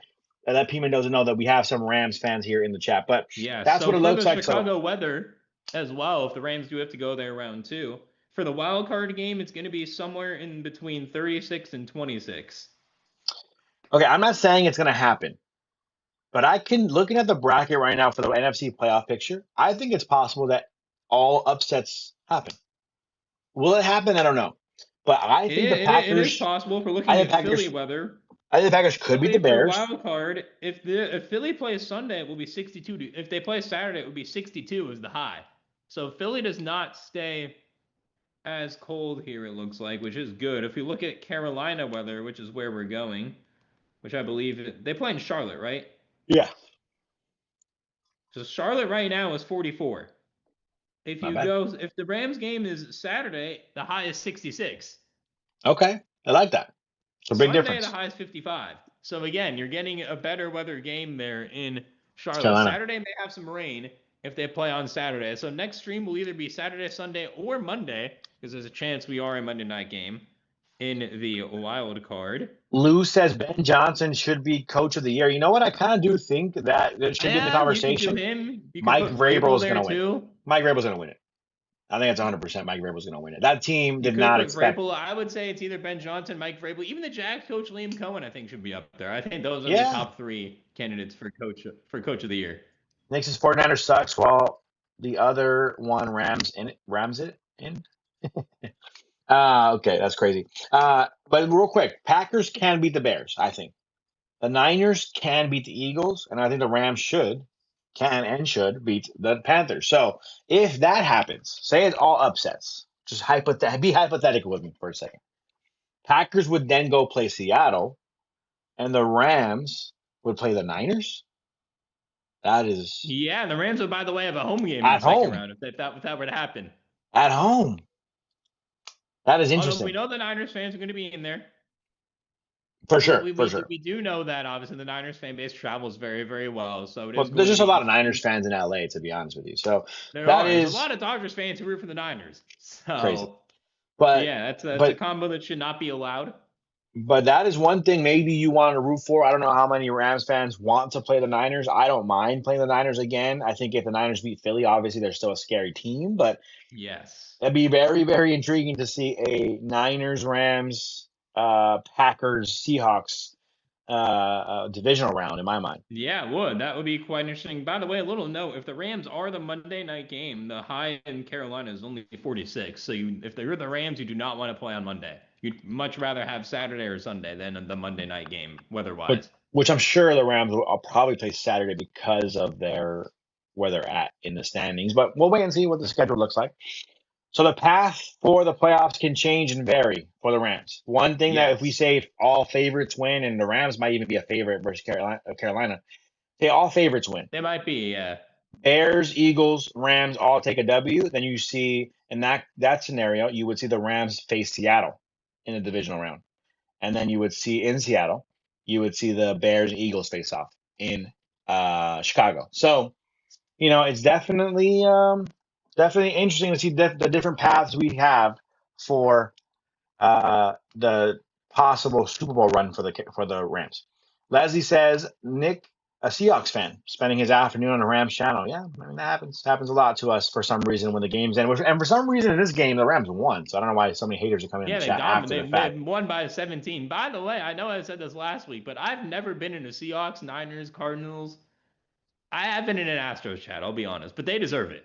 I've never been a hater in someone else's chat, really. Even if I No, the join Astros someone, deserve it, though. The Astros always deserve hate. even if I But join someone else's chat, though, I'm not really responding too crazy. Jeanette Martinez says McVay is going to be ready in the playoffs. Josh, seriously, bro, we want to play our rivals to go to the Super Bowl. Yeah, that'd be pretty fun yeah, to kind of see the Rams face off against specifically their division rivals on the road to the playoffs. I mean, there's a chance Rams Seahawks. If the Rams play the Seahawks second round, the winner of that game might go to the Super Bowl. So So how will how can we play both of them? Is there a way we can play both? So if the yeah, it Rams would be win, all upsets. We beat the Niners. yes, and then you play Seahawks beat the Seattle. Packers, and then we would play the Seahawks in the NFC Championship. I kind of like that path That would be kind of cool. just That because of would the be kind of cool. familiarity, and then on top of that, to be able to say you won the Super Bowl by sweeping Arizona, dominating them in both matchups, right, in the regular season, then you also beat your other division rivals in the playoffs. That'd be pretty cool because then no division Yeah, rival could that ever would be talk something. smack about that Super The Bowl. Rams beat Chicago. I do agree, Lou. I do agree. That's Lou's prediction. I think San Fran beats Philly. We'll see. We'll see if that's the route it takes. The Rams got to take care of business. Again, going back to what the haters were saying. I'm not saying that the haters are right, but the Rams did lose to Carolina. So Carolina, in their locker room, has to understand, and they're going to hype up themselves as saying that we're capable of beating the Rams because we beat them already. So Rams got to take care of the football. Rams going to go into this football game, get to Bryce Young. Don't let Ted McMillan be the guy to beat you, and then slow that running game down. And I think if you do those things, you can go into Carolina and you can win pretty easily, to be honest with you. I think you could take care of business versus that team. Carolina, a weird team this year where they didn't win any, it was a crazy amount of games. They didn't win back-to-back games and then still make the playoffs. So very interesting going in also on a 2-game losing streak, if I'm not mistaken, Carolina is. So maybe their luck turns around. They try to get that win versus the Rams. But either way, you take every game seriously, every playoff game seriously, and we'll see what the Rams end up doing. TBD says San Fran has zero chance of beating Philly. San Fran can't score versus a good defense. Maybe you're right. Maybe you We'll also are have to right. see if Ricky Pearsall will be back for them in the playoffs too, because Pearsall did not play in the Saturday game. Jeanette saying, I just want to say, great job all season, guys. And it's on McVay. We trust. Thank you, Jeanette. We really appreciate it. We appreciate you watching. I know you've been in chat for a few streams, so we appreciate that. Shenanigans saying if the Rams play their best, they can easily beat anyone. They just need to avoid big mistakes and make a few big plays. I do agree. Steve saying Eagles blow out Niners like they did 2 years ago. With the way the Eagles play offense, I don't see them blowing anybody out. Yeah, it's going to be a close serious game. about that. I think the Eagles' path to Super Bowl is going to be winning a bunch of 20-17 games. I just don't see the Eagles being able to blow anyone out with the way their offense is playing. But overall, we're on the road to the playoffs now. So we just want to say thank you, everybody, for an amazing regular season. Good night, all. On to playoffs. Go Ravens. All right, yeah. TBD, best of luck to the Ravens tonight. Yeah, 100%. Thank you, TBD. SF wins, Bears win, Rams win. TBD, that very much could be the possibility, Lou. Yeah, but thank you, TBD. TBD for the donations. Thank you for the donations. Thank you for supporting us. Thank you for hating on us. The banter in the chat is always fun for sure in my mind. So let's see here. I want to take a look really quick before we hop off here at what the MVP race looks like. I know Drake May is right now talking on TV here, so I'm just got reminded. I want to see an updated stats of the passing yards. I don't think NFL.com has it updated, which is insane. I'll do some math real quick. So we'll start with Drake May. So Drake May today. Where are the Patriots? Where are the Patriots? Where in the world are the... Did they not have the Patriots score up on ESPN, or am I just blind? I am Yeah, blind. It's right here. I'm shocked that a lot of these sites don't even have the stats updated immediately. But sure, So it's Drake fine. May had 191, 191. So Drake May had He ends the season with what? 4,000. Right now he has 4,203. 4,394. 4,394 for So Drake Stafford May. Stafford has more yards than him. Period.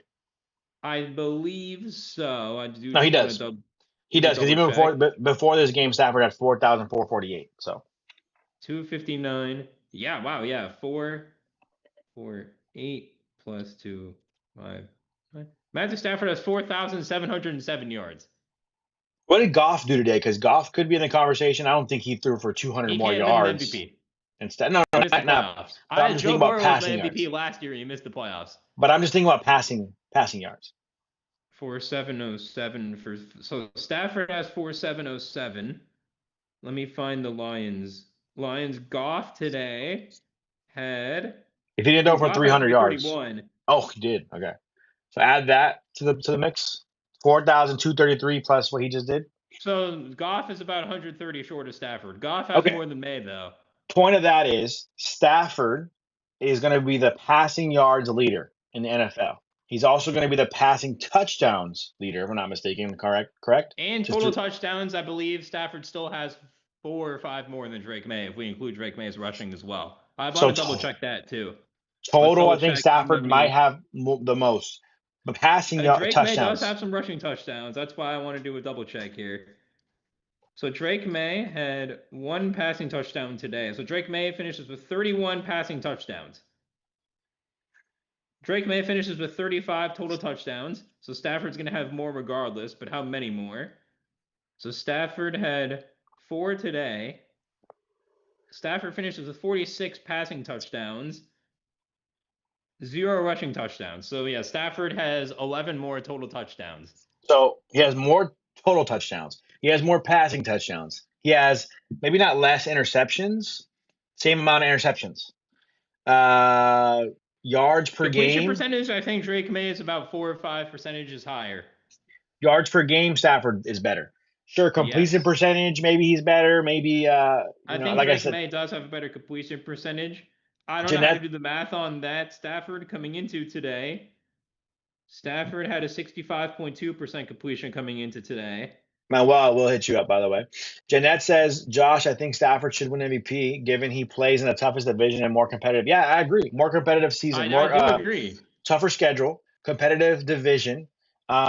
Defense gave up a lot, and all that stuff is definitely frustrating. So I'm not frustrating. Definitely a reason why I think Stafford should get it. Now, the one argument, sure, Drake May has lesser of a supporting cast, but overall, I think despite Oh, that, Drake May completed 71% of his passes. which is incredible, So Drake May threw 474 times. This is before today's game. So 474 plus 18 is 492 passes. Matthew Stafford. So Matthew Stafford threw 40 passes today. And heading into today, Matthew Stafford has thrown over 100 more passes than Drake May as well. Yeah, no, like I said, I think it's. I'm not gonna sit here and say that Drake May should be MVP because of completion percentage uh, and wins. I don't think that should be the final argument. So I think Stafford has No. a really good chance. I think Stafford has a really good chance. If you disagree with me or agree with me, trade on Kelsey. Try it out. Trade on Kelsey yourself. See who you think the MVP should be and who you think the MVP will be. And by Trade the on way, this Kelsey is a using good Code note from Digest. Shenanigans here. Shenanigans, Stafford had Devontae and Puka out for some of the games too. That is true. And when Stafford didn't have Puka, he had a 5 touchdown game against the Jaguars. That is true. That is true. But either So way, a good team, by the way. Good that's one of the Jaguars best team, by wins the way. all season anyone's had. Yeah. Like 35-7 victory over the Jaguars. That's a good win versus a good team, right? It ended up being a good team. So overall, I'm just saying I think Stafford should win MVP. If you disagree or agree, trade on Kelsey. Try it out yourself. Use promo code Digest NFL to get yourself $20 when you trade 100. Other than that, I think that's going to be it for today's video or live stream. How are you feeling, Josh? You want to end it there and kind Yeah, of get ready for feeling good. Videos playoffs? will be back tomorrow. Tomorrow's gonna be a recap of this game, and then Tuesday we're gonna get into the playoffs. We're gonna get into the playoff preview, Yeah. Rams specifically. Tomorrow is going to be a game recap, and then on into the playoffs. Thank you so much, everybody, for a regular season. Looking at the chat one more time. TD, peace out, Ramley. Happy New Year, Carolina. Here we come. J&J, nice job today. Thank you, TD. We appreciate you in chat always. We appreciate the donations. Yeah. Thank you all for everything, well. all So your make sure to support, like the the stream. banter, everything. Yes. Jeanette saying our ideal scenario should be beating the Seahawks to go to the Super Bowl. That would be clear. Blue saying MVP clearly. Okay, we got a Seahawks fan saying Stafford MVP. We like to see it. appreciate that. Blue. Again, make sure to like the stream and subscribe to the channel right now. We appreciate everybody who's been watching all of our regular season streams and content. Now on to the postseason and beyond. We look to have even more content for you coming out very, very soon. Yep. All right, guys. Thank you all so much for tuning in. We'll see you guys next week for obviously the videos in the week, but also for next week's stream versus the Carolina Panthers. Definitely excited to be live for that. All right. We'll see you guys then. Happy New Year, Manuel. Happy New Year, everybody. Thank you all for your support, and we'll see you guys soon. All right. Ending it there on YouTube.